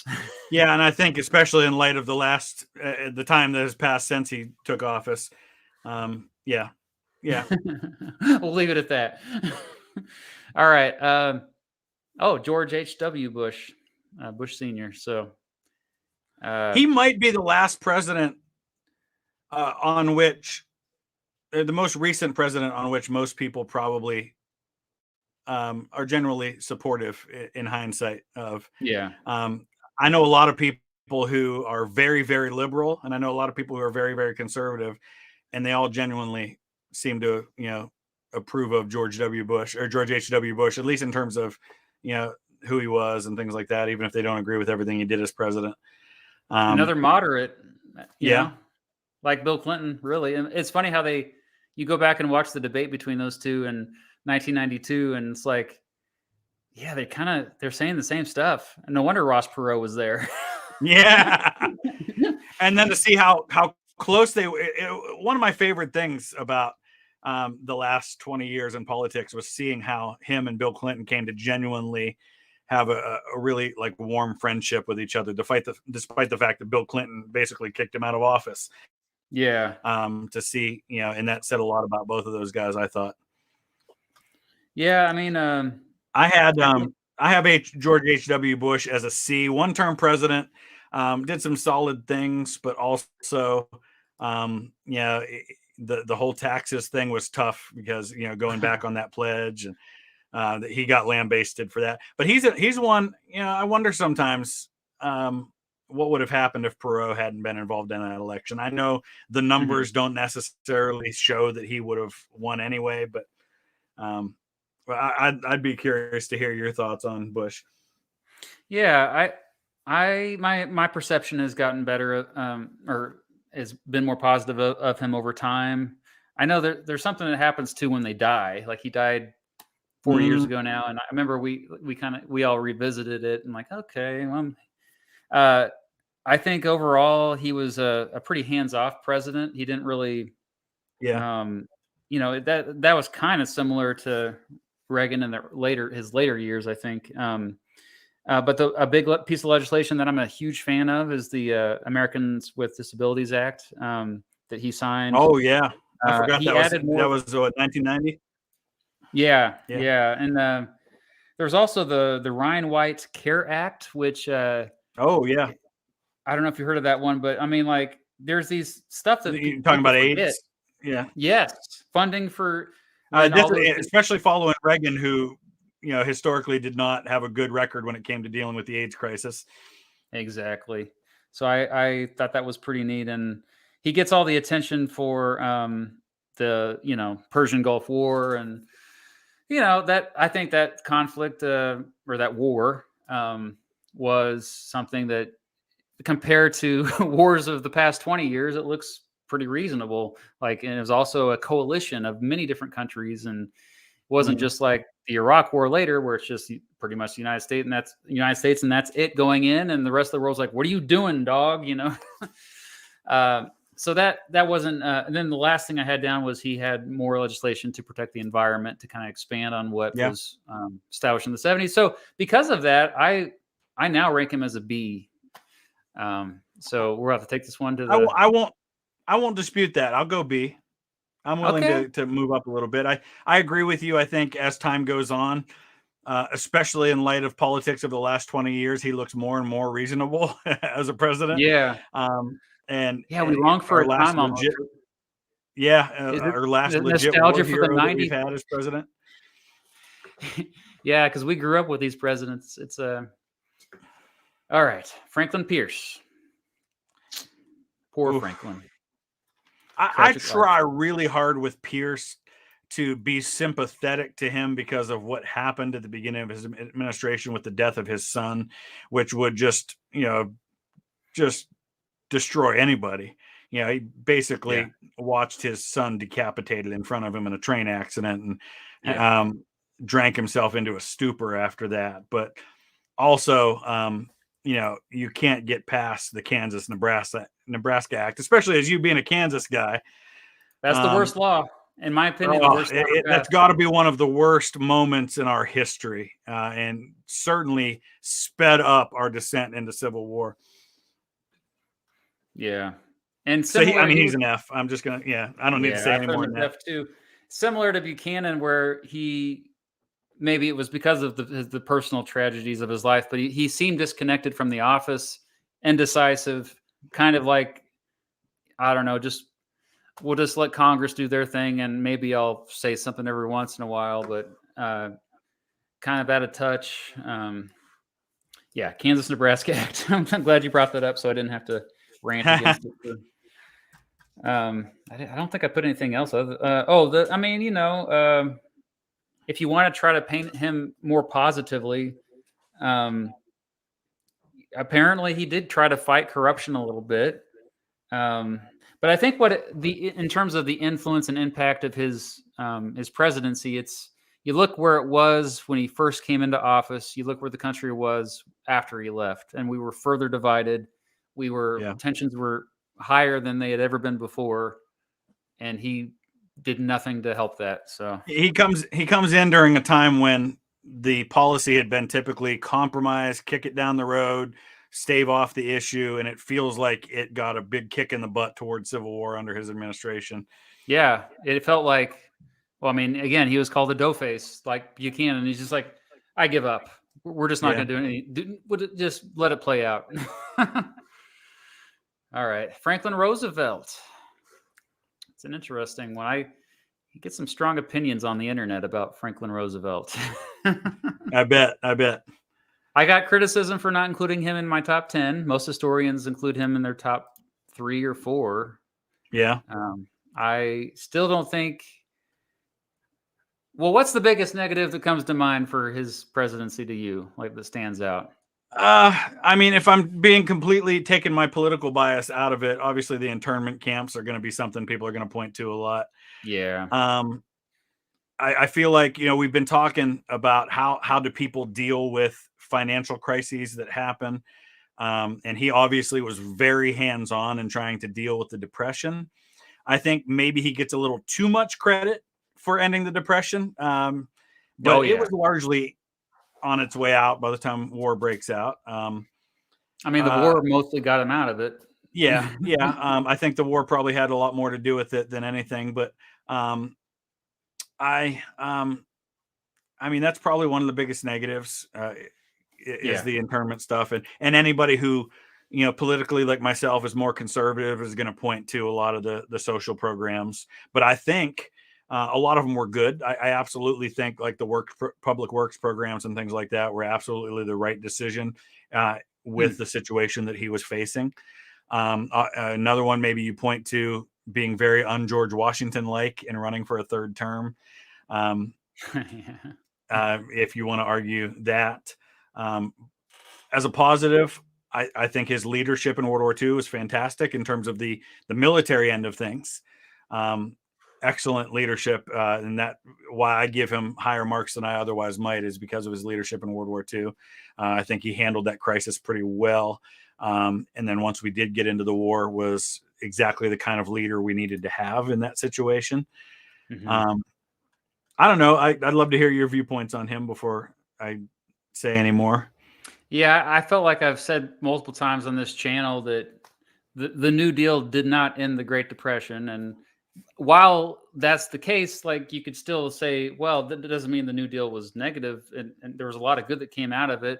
Um, the first, in particular, the first New Deal, which was more of the, I would say, the more kind of less exciting, where like just we need to get people to stop running, like withdrawing all their money from the banks. That's Mhm. in the Yeah. bank runs. I thought it was really effective those first couple years, and those fireside chats, that as far as another Yes. communicator that Using the media effectively. Maybe the first yeah president who does that. spoke directly to the American people Yeah. and chose his words carefully. He always knew what to say at Yeah. the right time, and he had a lot of empathy. He really did. Like early in his life, everything I've read about him, he um, early on his ego was pretty bad, but over time, and it was related probably to his condition where he was not able to walk anymore. His empathy just mysteriously grew. Oh, what do you say? And so he became more of a champion of the underdog. And didn't mean that his solutions were always good. But Social Security, I'll stand by that. I think goodness, like what would we do without Social Security Yeah. today? Like it's a program that, and then also like just the things like the federal minimum wage, which honestly, I could have a good debate about the merits of the minimum wage with anybody. Like I kind of lean towards more of it being a negative thing, but I think I generally though the worker rights expanded, labor unions expanded because of his legislation, his New Deal initiatives, and so he truly did more for the working person than any other president in American history. Hmm. Which is Uh, interesting for a guy who did not come from that background. yes, definitely. It's similar to Theodore Roosevelt. You're just like, you got. By the way, they're fifth cousins. Yeah. Check out my relatives, presidential relatives video. They, yeah, they had their finger on the pulse of the of what was going on, and yeah, once the war started, of course, a great wartime leader. He did his best to, you know, uh, he could kind of see where it was going with Nazi Germany before a lot of world leaders could. Yeah. Yeah. And so he's like, yeah, I think I know what side we should be helping out. And yeah, I mean, what do you do when after Japan is just attacking everyone? So yeah, I would say the only thing that brings them down significantly for me is the internment of Japanese Americans. I have them down as a B, like a high Okay. B. I had him as an A, so I guess we're going to vote on this one. Oh, interesting. Yeah, I bet you Which is interesting for the conservative guy to rank the, I am FDR just that so high, but yeah, that's something that I think I first did a report on Japanese internment back in like high school, and that's something that's I've always like. In fact, I have 2 videos I've made about. So that's always been something that's really clouded my judgment of it. mhm. All right, we're doing the poll. Actually, while we do this poll, I'm going to go to the bathroom because do you need to go to the bathroom? Let's do it. Let's do it. All right, this is going longer than we Let thought it them would. vote, and we'll take a break real quick. I'm thinking that A is going to be the one, but yeah. All right, the poll is up. We'll see you in a couple.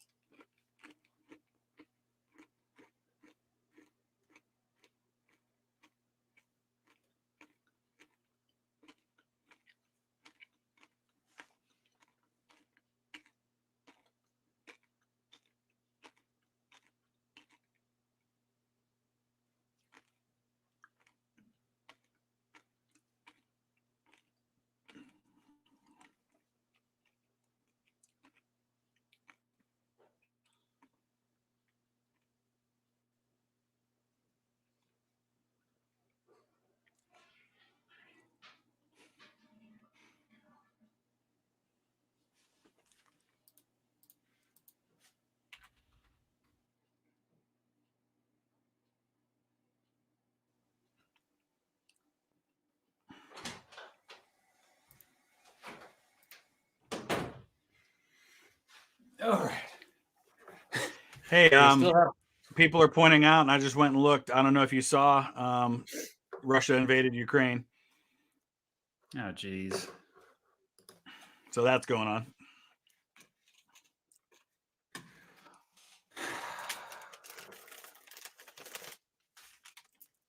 I washed my hands, people. I washed my hands. I did now too. I'm eating M&M.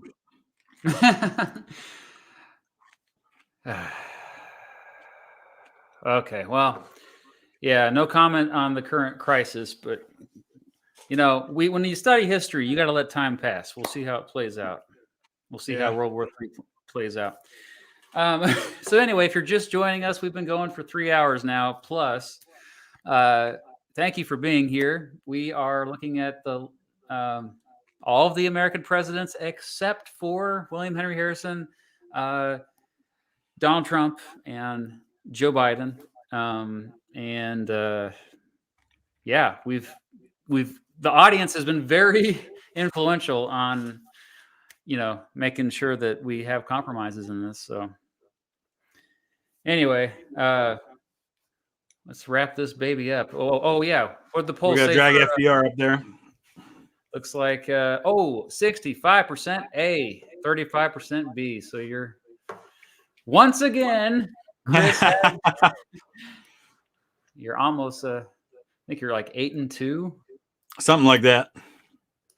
FDR say, that's totally fine because I had him as a B plus anyway, basically. So, all right. So James Polk, that's an interesting one to kind of hop back onto because I normally would be very biased against James Polk, but at the same time, I really appreciate what he was able to accomplish. And when he was, I've always been surprised by that because he does seem to go against your mold for what you like in a president.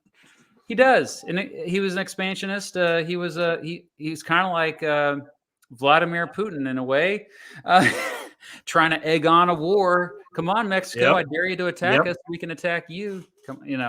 Sorry to bring that current events into it, but yeah, I think, but he was just effective, like underappreciated because he's not brought. You did a video about that, didn't you? About the most underappreciated president. Underrated, yeah, most underrated because he accomplished everything that he said he would accomplish in 4 years, and his impact was just incredible for considering how little time he was spent in office. Like maybe almost as impactful as, for example, Franklin Roosevelt, even though he, I don't know. What are your thoughts about? Yeah, I'm looking back to see what I had him. I had him as a B last time, and part of that probably comes from because I think you had C last time. I'm not quite as opposed to the whole interventionism thing, but I like the fact that he only ran for one term, which I think was a campaign promise of his, wasn't it? Yeah, it was. He was only going to run for one term, and they stuck to it. A lot of guys would have gotten in there and then been like, "Oh, you know what? I'm getting a lot done. I'm going to stick around for 4 more." And he didn't do that. You can see his influence. Me being a genealogist and doing a lot of research, you see his name a lot. You'll see a lot of kids in the 40s and 50s named James KP, whatever their last name is. Like he was very popular among people, especially in the South, in terms of naming their children. Wow. I think he was effective. I like that he set aside power when he did. I don't think he did anything to make the North versus South crisis worse. I think he was from Tennessee. Similar to Jackson in many ways, like in terms, Jackson was his idol, but I think the fact that he thought he's like, don't even bring slavery up. That shouldn't even be an issue. Like privately, apparently he was like strongly against slave power and like those plantation owners down south. He talked trash about them privately, apparently, but I overall, he didn't even bring up slavery much, not even after the Wilmot Proviso and all that, like the Mexican-American War ended. He did, it wasn't all just like aggressive war, like going to war with him. Like, remember the Oregon boundary dispute, like that was diplomacy there. So his administration solved that well. And also got to give him a shout out for reducing the tariff. I was looking at historical rankings of presidents, and Mhm. Polk's an interesting one because he was, for a while, pretty regularly ranked in like the top 10, top 15.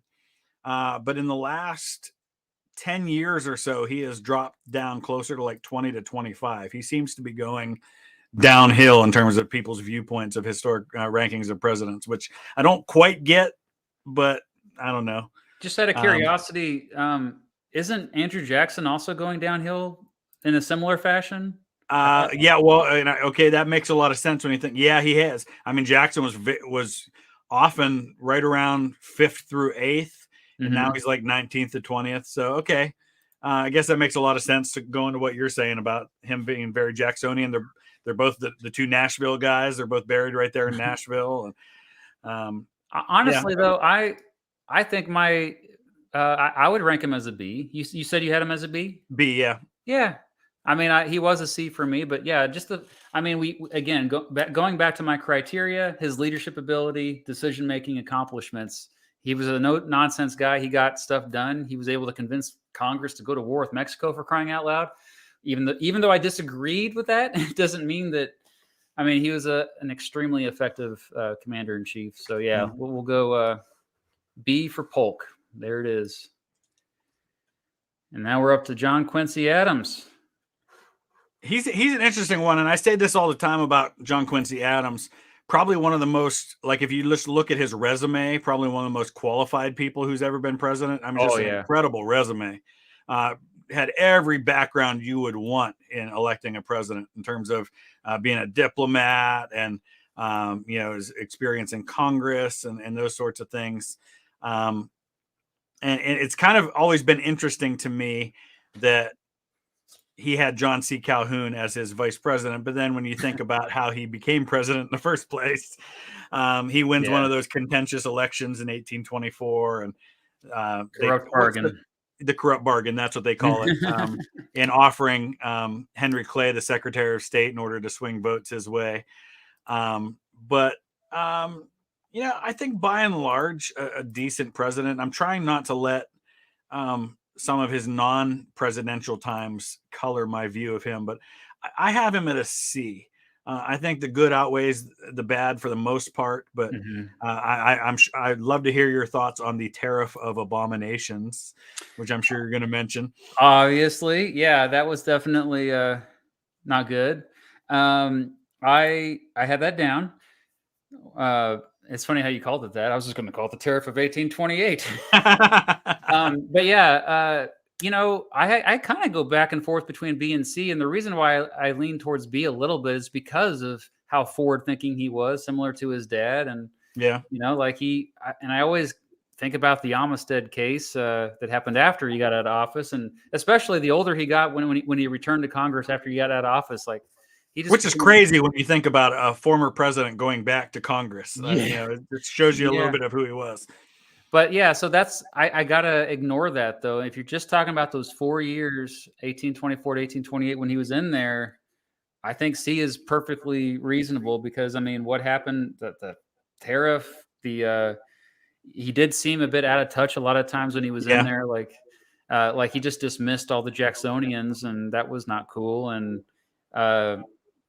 I guess another positive about him is he continued to push for more infrastructure projects like the Cumberland Road and Erie Canal. Of course, he was all on board for that, so that was good. But yeah, C seems reasonable.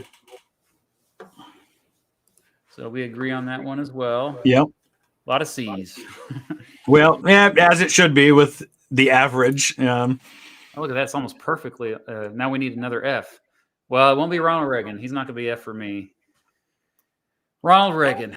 Reagan's one I took a lot of flack for when I did my tier ranking because I put him at A. And a lot of the criticisms that I get for Reagan, I guess, are probably things that for me maybe weren't as a big a deal as they are to other people. But I understand why they matter to people. But obviously, if we're talking about leadership in terms of communication, him being an actor by background, there's a reason he's called the great communicator. And to me, growing up, I mean, he's the first president I really remember, because I don't remember Carter, but I remember Reagan really well, especially the Challenger thing, which I don't know. You probably don't. I don't know if you remember much of that because you're a couple of years younger than me. But we all watched that on TV as it happened because there was a teacher on the Challenger, and so they had wheeled TVs into the auditoriums, and we were all watching it live when it exploded. And here I was, like a third grader, freaking out because we just watched this happen. And his speech that night, to me, is still, for me, the most memorable presidential moment of my life, because he spoke to us kids about what happened and what we saw, and he got just such the right tone in that moment for what had happened, of not only acknowledging what happened, but also talking about why we're going to continue to do stuff like that, and building up the space program despite what had happened. And of course his stuff with Gorbachev and dealing with all of that. I get the Iran-Contra is obviously a big negative, and his handling of AIDS, this emerging crisis with AIDS, was not good. So I originally had him as an A. I'm still going to go with B, but I'm tempering my views a little bit. As a conservative, I recognize my bias toward him a little bit. So I would love to hear your thoughts. Sure. The positives to continue. I mean, not only was he just a great charismatic leader in terms of as a spokesperson, again, similar to Obama, I think he was, he had some good policies. I think with immigration, like, he understood that immigration was good for the country, that the more immigrants we had, the more the economy grew, the better off we were as a society. And so he kind of fought off those nativist notions that have been around in this country since the early days. So I thought he was forward thinking with that.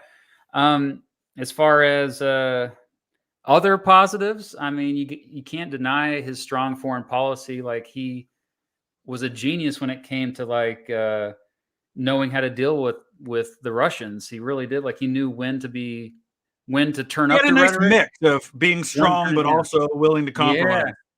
Yeah. Despite the whole Star Wars thing, like, was kind of silly, but no, he, a big turning point was when he gave that speech at the Berlin Wall, and then him meeting with Gorbachev and developing a great relationship with him was very influential in helping to end the Cold War, which, props to that. Now, of course, the negatives tend to revolve around the social issues. I think I wrote down on here, social issues cringe, but that's part of that. Like, society's just changed a lot since then. And so, yeah, you mentioned the slow to respond to the AIDS crisis. Also, the drugs. He expanded the war on drugs, which is partially the culture of the time. The 80s were pretty conservative, and I think that's part of why we judge it so harshly now, as people look back on him and Nixon, for example. But at the time, those were very popular policies. Yeah, no, and so I kind of understand. He was a bit of a hypocrite with spending. He went in there like saying, "Oh, I'm going to reduce spending," but then he increased spending for the military and supply side economics. When I was younger, I used to be more of a fan of it. As I've gotten older, I've realized, people criticized him by saying it was trickle down. That's not really a real thing, economic policy, but that was what they're really doing is they're criticizing supply side economics, which honestly, that's what we've had ever since. Like, I would argue we're still living in the Reagan era economically. Yeah. Like, he had such an influence on how we view like the role of government and the economy, neoliberalism, basically. And a lot of it I agree with. Like, I was for his tax cuts. The Tax Reform Act of 1986 was good. But overall, wealth inequality has only gotten worse since his administration. And that's something that has to reverse. Otherwise, our economy is going to come crashing down, because if you only have a handful of people with all the wealth, not a good recipe for prosperity for a country. And I think he really did set the stage for that. So because of I think foreign policy, war on drugs, and misguided supply side economics, I think brings him down to a C for me. Okay. So you say B? So I guess we're going to vote. And I think you might win this one. So B and C is what we have on this one. All right. We'll see. It's always fun to do these polls, though. This is honestly something I didn't. Oh, crap. I got to end this poll first. I still have the FDR poll up. Okay. Reagan, B or C? Ooh, this is a good one. I'll leave this one up for a little bit longer. I'm seeing. That's funny. When we first brought up his name, somebody typed F. The next person typed in A. There you go. Oh boy. Yep. Wow. 50-50 so far. We haven't had one this tight since the very first vote we did. Oh, 51%. It's leaning your way a little bit. It's like watching the election results come in. Speaking of election results, 50-50. Last time we had an absolute destructive landslide in a presidential election, the 84 election. My goodness. Yep, that was the first election I was alive for, and my parents loved Reagan. Wow, this one's going to come down to the wire, isn't it? It's still 50-50 with 1,230 votes. Oh, who's going to break the tie? I'm going to have to do a countdown. This is like the first one we did was that was like this was who? It was the very first. Oh gosh, was it George W. Bush? I don't know. All right. It's still 50-50. Holy. What is going on? What is going on? I have to look at the raw numbers on this one. I guess this is good. Like this shows that my audience, our audience, is diverse. That's good. Yeah. Oh, 51% B. Oh! I'm honestly surprised. I thought this was going to go heavily in your favor. Okay. How much longer should I let this go? I feel like if I. You can stop at any time now. I'm winning. Come on. Where's my Reagan haters? I know you're out there because I hear from you all the time. Oh yeah, I ended up turning off the comments on my tier list because of all the Reagan comments I was getting. Yeah. Okay. I like to see it go 52 because I hate to end it now because like it could switch right back to 50-50. Or is there a way to see the raw numbers on this? I think when you stop it, doesn't it show that? Yeah. So, gosh, dang, wish it was more decisive than this, but I guess we're gonna. Okay, I'm gonna count it down. We'll do 10 seconds. 10, 9, 8, 7, 6, 5, 4, 3, 2, 1. I'm ending it. Okay, where'd it go? 50% B, 49% C. Oh, it doesn't show the raw numbers. Okay. All it said is. Yeah. Okay. Wow, that was close. That was intense. That was way closer than I thought it would be. Reagan, you're B minus. Just accept it. Okay. Yeah. Yeah. So Zackary Taylor. Zackary Taylor is one of those only in office 2 years, less than 2 years. Actually, a year and a half, I think. Yeah, there's really not a lot there. No, gosh. He was for the Compromise of 1850, even though it didn't happen until a few months after he died. But he did push for it. I know that. Let's see what I wrote down.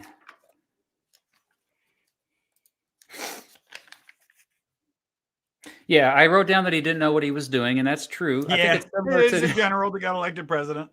Another case like.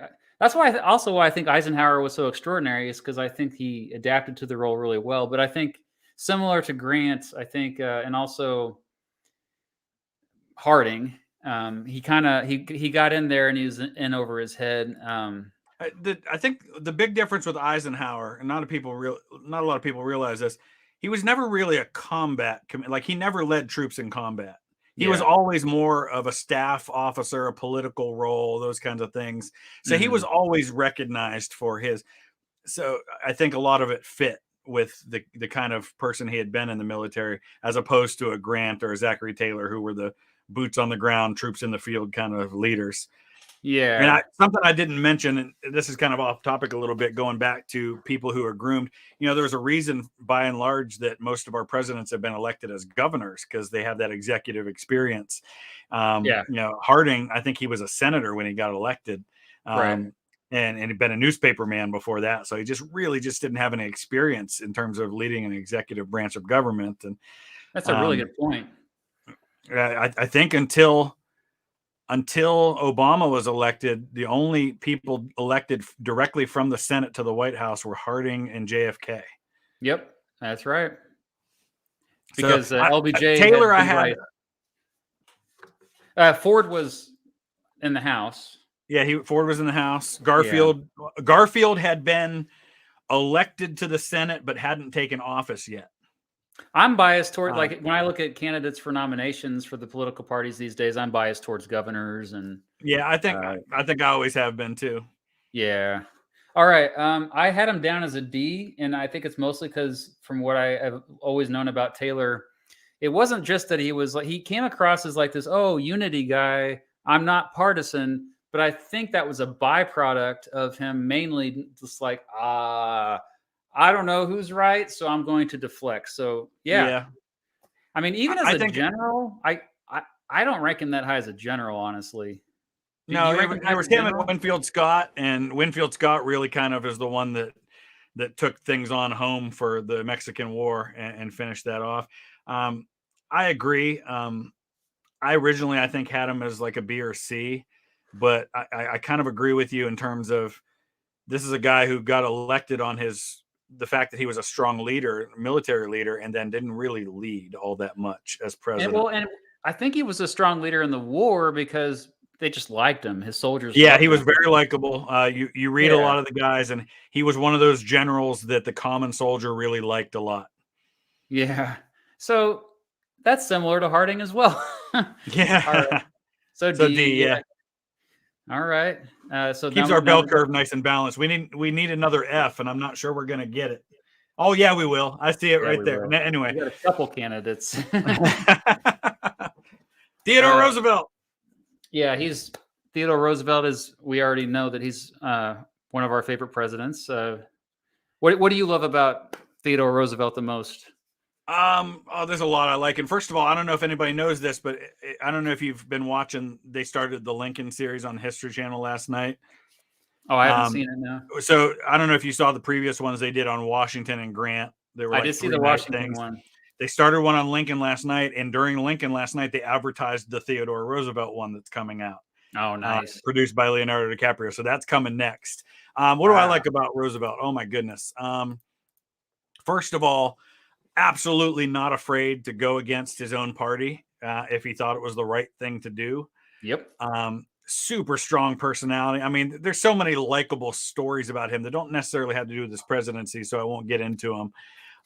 But I think he's a guy who had principles and did not care who got in the way of him accomplishing what he thought was right as far as his principles went. And maybe a little too reckless at times when it came to that. Not necessarily willing to compromise as much as maybe he ought to. He wasn't necessarily a practical politician.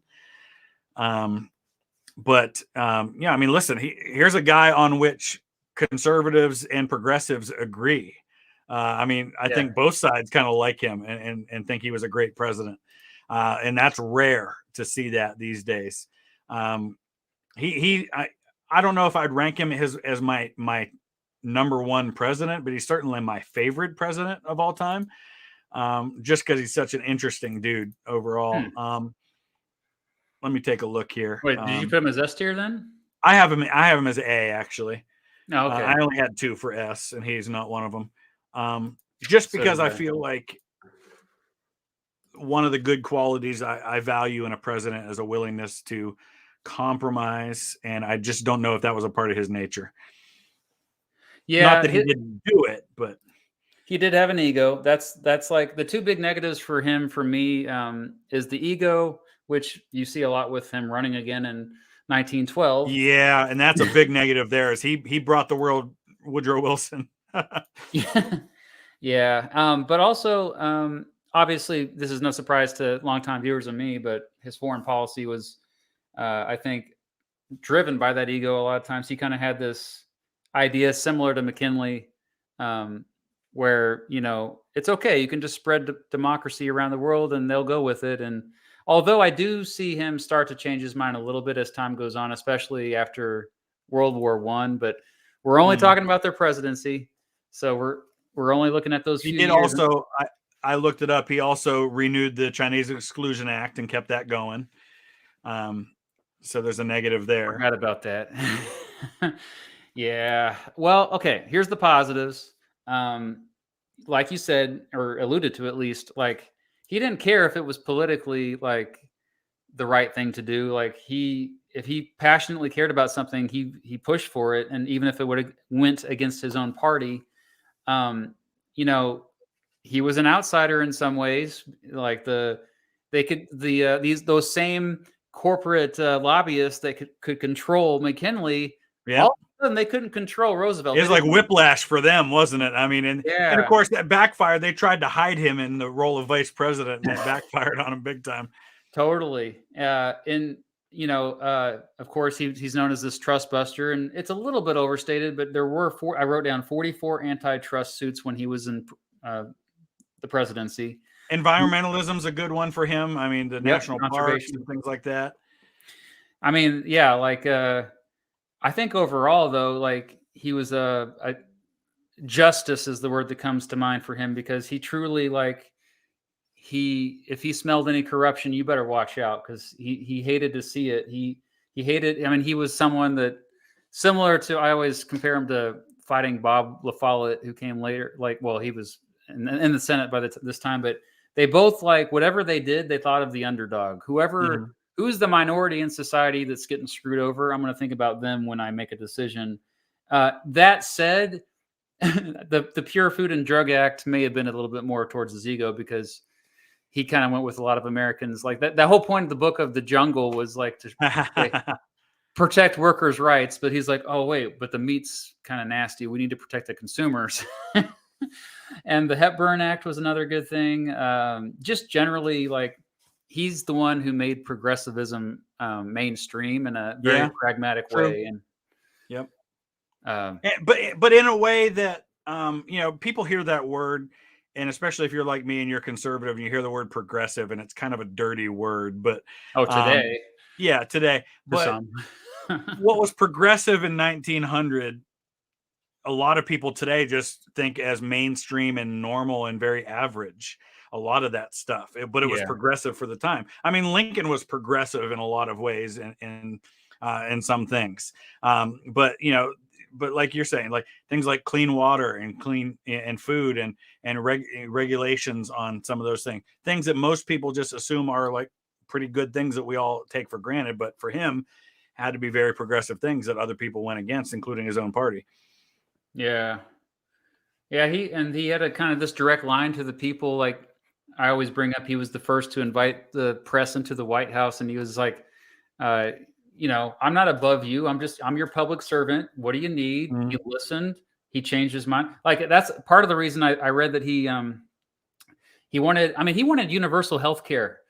Like 120 years ago, he was calling for like, that's like, and that was one of the things that it's related to some of the other reforms that he was just like, you know what? I've had a pretty good life, but I'm reading that it's not going so well for these people. So can we help them out too?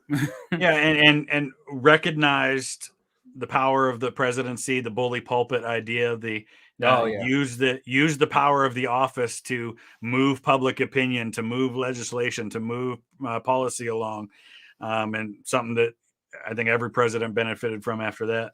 The bully pulpit, that is the easiest way to sum up his presidency. Okay, so he's an A. Oh, I said A. I don't know what you said on that. Yeah, I said A as well. And then Trump is... No, yeah, we were... Everybody's been talking about Trump in the chat for a while now. I said right in the description, we're exempting him. Again, it's too early. I'm too biased. I mean, everybody who watches me know I'm biased against him. If you know how I describe all these other presidents, you probably know I'm biased against him. But who knows? I could change my perception, I guess. And then he could run again. He could be president again, for crying out loud. So it's too early. Harry Truman. I'll let you go first on him. I'm biased. Harry Truman is, well, here's the thing, though. I've had an interesting journey about him. He's from the Kansas City area, which I am too. But in high school, especially, even into college, I had more of a negative perspective on him because of, two things really. How his actions kind of escalated the Cold War. The tensions got a lot higher, and I blamed him for it. But also just the decision to drop the atomic weapons on Hiroshima and Nagasaki at the end of World War II. And in my classroom for many, many years, I had debates where my students would come up and debate that issue. Was it justified to drop the bombs? And over the years, I've moderated my position on that. And I understand totally why he made that decision. And I'm not necessarily 100% sure it was the right decision, but I understand why he made it. And goodness, I said this earlier, he had such big decisions to make. Right off the bat. Yeah. Yeah, like, holy crap, what he had to... And I think his character was actually pretty solid. And, he desegregates the military, which was a big one. That had been a long time thing. And he knew that he would lose the Dixiecrats. He knew that he would lose so many Southern Democrats by making that choice. And it almost cost him the election of 1948. So people again, forget too that he had only been vice president for a month when he became president.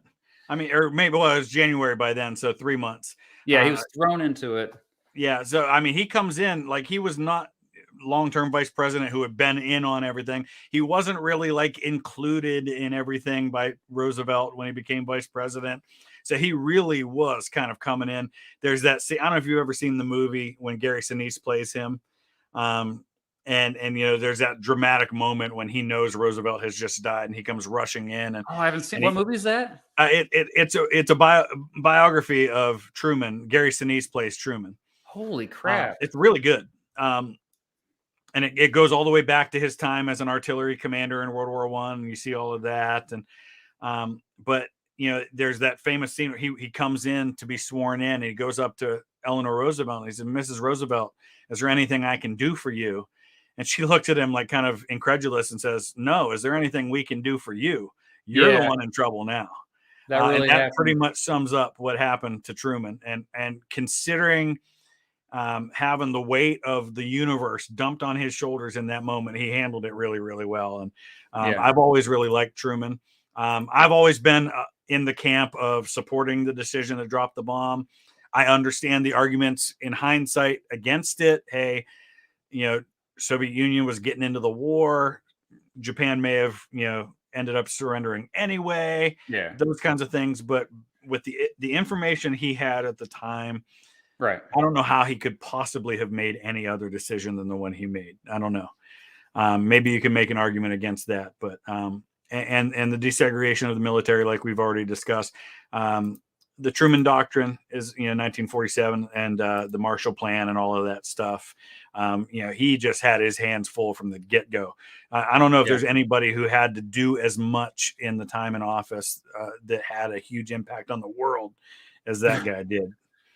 Well, that movie you mentioned, I Googled it when you were talking, and it came out on HBO in 1995, and I'm going to have to go see, because I have HBO Max. I'm totally watching that tonight.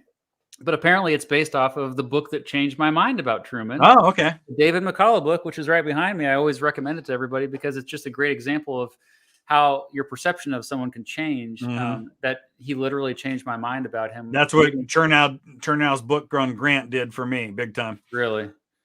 Yeah, and despite our bias towards Ohio and Kansas City. But yeah, no, I will add, I mean, the Marshall Plan, genius, like one of the best decisions ever made. Also helping create the United Nations. I mean, I know Eleanor Roosevelt was actually instrumental in that too. She was right there with him and others. But and then he's like, apparently this radical with like the fair deal that he mentioned, like again, universal health care. Why can't we have health care? I keep bringing that up tonight. It's been on my mind since my wife just had surgery. I didn't like the NATO. I didn't like NATO. I still don't like NATO. I think it's a military By the way, alliance. shout out, Mr. Terry's in the chat. So, hey, Mr. Terry, Holy what's going crap, on? Mr. Terry, that's another channel you need to check out. He, similar to yours, does reactions to history videos. One of the inspirations behind me doing that in the first place. Oh, no kidding. That's awesome. But yeah, I'm not a big fan of NATO. I mean, once it was put into place, it is nice to have like some kind of world organization, kind of like a world police force. I tweeted out the radical idea the other day that let's just invite Russia to NATO. Let's. I don't know. If I ruled the world, but anyway, and the Truman Doctrine started out okay, but the thing is, things that escalate. We can't blame all of that on Truman. There's a lot of things going on. I think you can blame more of it on Stalin. And then that includes the Korean War. I mean, I think, and that's, people forget that's UN coalition forces. Yep. It was a scary time, and Truman led us through it. So A for Truman. A. Yeah, I originally had him B in my last tier list, but he's an A for me. Nice. I love it. Okay, so we got John Tyler. I don't think very positively of John Tyler. I had him down as I had him as D tier. I think I did last time too. Yeah, you had him as a D last time, and I was originally C, but I've actually gone to D too. And I'm trying not to let the fact that the man ended up getting elected to the Confederate Congress cloud my judgment, because that wasn't a presidency thing. Let me pull up my notes on this one here. Okay, when he was for starters, like he was somebody similar to Andrew Johnson, and the fact that hardly anybody liked him. He wasn't good at communicating and getting along with members of Congress. So when you end up having both political part of the two major political parties bashing you, you're probably doing something wrong. He was also. Go ahead. I was just going to say that he was the first one who was thrown into it. Where True. Do I take over? I guess I will. Completely unrelated to his presidency, but super strange fact. Last I knew, unless he's died recently, he's still got a living grandson out there. He does. Which is just ridiculous, but makes sense when you look at his family tree and how old he was when his kids were born and how old his grandkids, his sons were when they had kids. Yeah. That's a pretty cool. There's a video by CBS Sunday Morning that goes into that. That was back when there was two of them that were living. Yeah, Harrison and Lyon were the two. And Lyon, because I'm really into family tree stuff, his second wife was Julia Gardner, and she's descended from this guy named Lyon Gardner, which is who the son's named after, Lyon Gardner Tyler. And my wife's a descendant of Lyon Gardner as well. So I always thought that was cool because Julia Tyler's a cousin of my wife. Oh, wow. But yeah, I have him as a D. I dropped from a C to a D on him. Yeah. I mean, it's mostly, I mean, he was expansionist as well, which I guess I forgave Polk for, but unlike Polk, just hard to work with. Yeah. He did, I guess one highlight was the Webster-Ashburton Treaty, and he compromised on tariffs to some extent. So wasn't completely bad. So I guess that's why we keep him out of F. But so yeah, D sounds good to me. Okay, guess we need another B and we need Fs. Martin Van Buren. Everybody's been sticking around for Martin Van Buren, right? Of course. Clearly that's who they're waiting for. I have him as D. What'd you have? Yeah, let me take a look and see where I've got Van Buren. All I had written down in my notes was, he was a continuation of Andrew Jackson with Indian removal. Yeah. The Trail of Tears happened under his watch. He was also against the central bank, that similar to Jackson, and many of what he refused to take any action during the Panic of 1837 or after the Panic of 1837, and Some argue that just made things worse. I think I put down that he wasn't an F because he did have, I think, good policy with Texas. Texas was it was a precarious situation because you had three parties to think about when Texas was like, after the Texas Revolution in 1836. You had the Texans themselves. You also had Mexico, who didn't recognize Texas independence.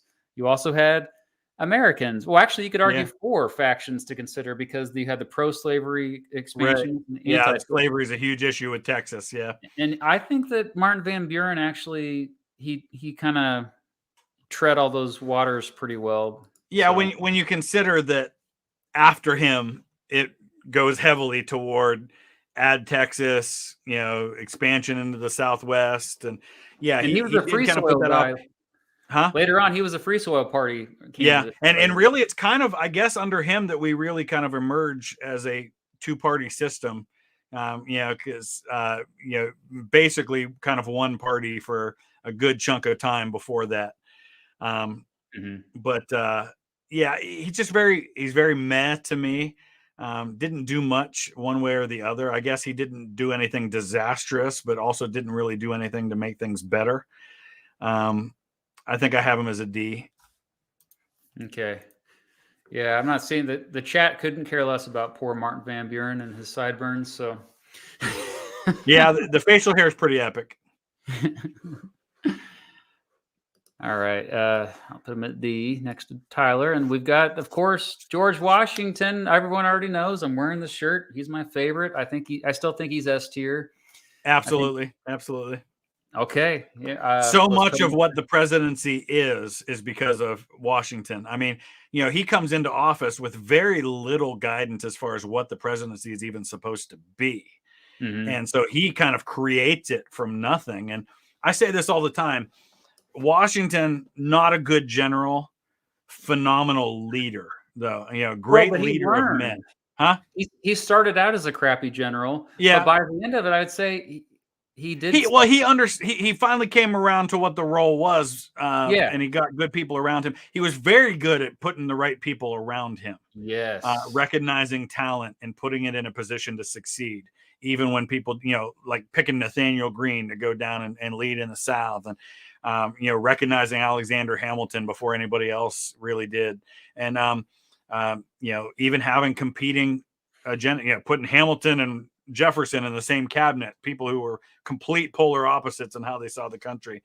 But great leader, kept neutrality as president, but wasn't afraid to get out there and mix things up a little bit and dealing with some of the rebellions that were happening in his own country.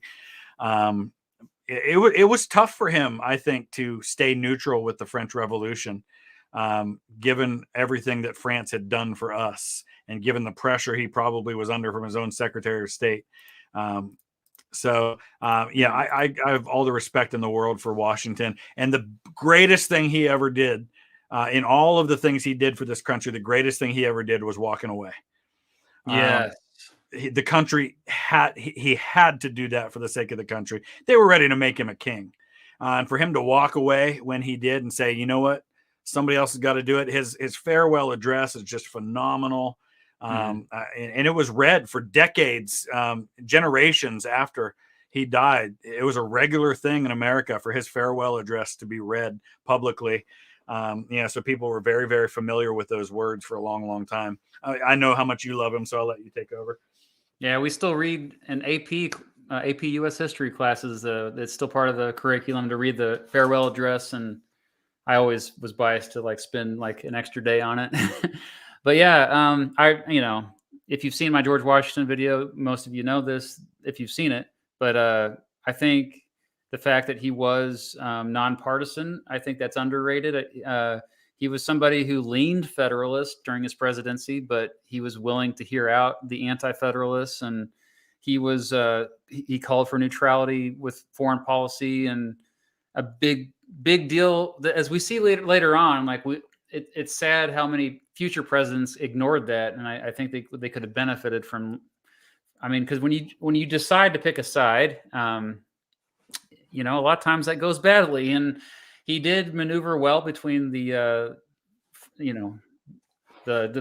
you had people in the United States are like, it's either France or England. You need to pick your side, and he maneuvered that well. I think Jay Treaty is something he needs to get credit for in the presidency. How he handled the Whiskey Rebellion, which a lot of people don't realize. The Whiskey Rebellion, it wasn't like he just like sent the troops in and he was right there with them and they were going to like shoot you down if you didn't like stop. A lot of what he did is he went door to door and talked to people, literally just diplomacy and like, okay, I hear you. We can, I will speak with Congress. We will get a better situation. And that's how the uprising waned. Yeah. So I think his second term was even better than his first term in presidency. And then, overall, like you already said, he walked away. He didn't want the job. He didn't want any of these leadership jobs. Oftentimes, the best leaders are the ones that just don't want to be leaders. It's one of the tragedies of his life is that he finally got to retire and then died, like right after. A year later, 2 years later. Yeah. And then I know it's hard not to bring up the other stuff with him because he's the father of the country. But yeah, we're just talking about those 8 years. I think it was refreshing to see somebody who talked trash about political parties, saying that's going to be the downfall of our society. Some real wisdom there, that's for sure. Yeah. Everybody's really excited about Wilson last year. No, not completely the worst though. I still argue against. Well, here, okay. Let's preface this. I think anybody who's here who follows my channel knows that I speak regularly, often, and very loudly about my disdain for Woodrow Wilson. Really? But I'll try to be reasonable with it. A huge one for me is. And I say the racism, recognizing there were a lot of other racist presidents, but there weren't a lot of other racist presidents who made that racism a big part of their policy, like he did. I mean, he basically made it impossible for black people to have a job in the federal government because of his segregation policies there. Come on, screening Birth of a Nation in the White House and giving it his endorsement. It was historically accurate. Yeah. And this guy was a historian. I mean, that was for a living. That's what he did. He gives us all a bad name. He wrote history textbooks. He had a PhD and he studied history extensively. And that's what he says. The Birth of a Nation is historically accurate. Anyway. So, that's a big one for me. And, you can argue about some of the stuff like the interventionalism, the whole guy had a Messiah complex. He was not talking about leadership. He did not handle criticism well. Yep. He did not like people who disagreed with him. Because that was, I think, part of his whole Messiah complex and this kind of the ego that he had. I feel like anybody who disagreed with him, they were just wrong. And I don't think he was very good at listening to contrary opinions that didn't agree with him. I'll give him a little bit of credit for, I think his 14 points were at least in the right direction as far as how to handle the post-war world. And at least, he was trying to bring peace in a situation where everybody was screaming for war. But I don't know. I'll let you take over because I could just go on all day about how much I can't stand the guy. Yeah, I wrote down egocentric as well as a character flaw. I also, the Espionage Act and Sedition Act, I always err on the side of freedom of the press, free speech. And even in wartime, I don't care. Like, that's why I talk trash about Lincoln and imprisoning whistleblowers. In fact, the Obama administration was kind of, the Justice Department did a little too much against whistleblowers. And we saw with Edward Snowden as well. That's one of another critiques of Obama. But I also put down the World War I involvement. The more I learned about it over the years, it wasn't as cut and dry as you think. Like, I used to teach it like the textbook teaches it. Oh yeah, the Lusitania sinking and the unrestricted submarine warfare, and it was just only, it was just inevitable that this would happen. But as it turns out, the military-industrial complex went way back to even then, and I think also had an influence over Woodrow Wilson. And I think that it was a bit reckless how we got involved in that war. I understand. Like, remember, it was controversial as heck to get involved with World War One. Like, why is that that's our first time getting involved in a war on the other side of the planet? Like, we take it for granted now that we just get involved in stuff like that, but we hadn't to that point. Yeah. And so yeah, I thought it was more. The income tax always gets brought up, but I will say I'll give a little bit of a.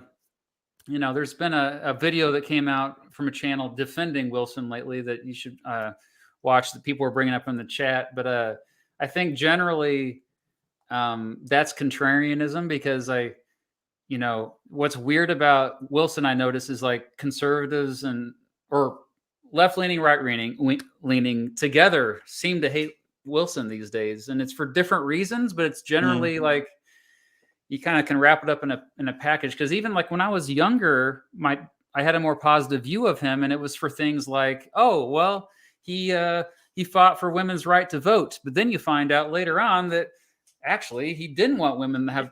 He got dragged kicking and screaming into that one. Yeah, it was only because they were outside his doorstep every day that he finally is like, okay, fine, let's just get them out of my lawn, off my lawn. All these women that were standing out in front of his. Yeah. So yeah, like Emperor Tiger Stars in the chat. I was going to see what he said here about Wilson. So we're going to give him an F. Yeah, he's an F for me, no doubt. Oh, look at that! That fits the. Did Edith? I know Edith signed a lot of stuff, but I was that one of them? I don't know. I'm gonna have to research that again. That's another. I can't wait to someday make a video about her. By the way, first female president. First female president. Yep. All right. Glad you made it here, Emperor Tiger Star. And I didn't see any comments from Mr. Terry, but he was here too. Yeah, he was commenting here and there. I think one of the things he mentioned was, he said the 14 points were probably were better than anything that they came up with in the Treaty of Versailles, which I would agree with. Yeah, I agree with that too. All right. I think this is a pretty good list. I honestly, I don't mean to pat ourselves on the back here, but I think we did pretty well. It's great to the only major difference we had was McKinley. Yeah. Yeah. And I acknowledge a little bit of bias on that one, just because he's the local guy for me. So yeah. Well, I must have been persuasive enough with Eisenhower, despite his flaws. Well, if I know we've already been going 4 hours, so we'll wrap this up. We'll just wrap this up. It's been I appreciate you doing this. Oh yeah. I'm going to share this on social media. We'll make sure it's set in stone somewhere, like they'll make a monument. This is the official list for now to the end of time, or at least 5 years from now when we have to go back and revisit it again. Yeah, right. These are the only true opinions. Yeah, thank you, Chris, for joining me. My pleasure. We'll have to do another live stream of sorts for sure some other time, and I'll host you at my place next time. Oh, there you go. Yeah. All right. For those of you who are watching who don't know, he has a channel called Vlogging Through History. It's wonderful. Subscribe, and happy President's Day, everyone. And my people, let's push Mr. Beat up over 500,000. Let's get to that 500,000 mark for you. So that would be crazy. I can't believe I already have almost that much. It's a weird thing. All right. Well, we're signing off here. Good night, everyone, or good morning, or good afternoon.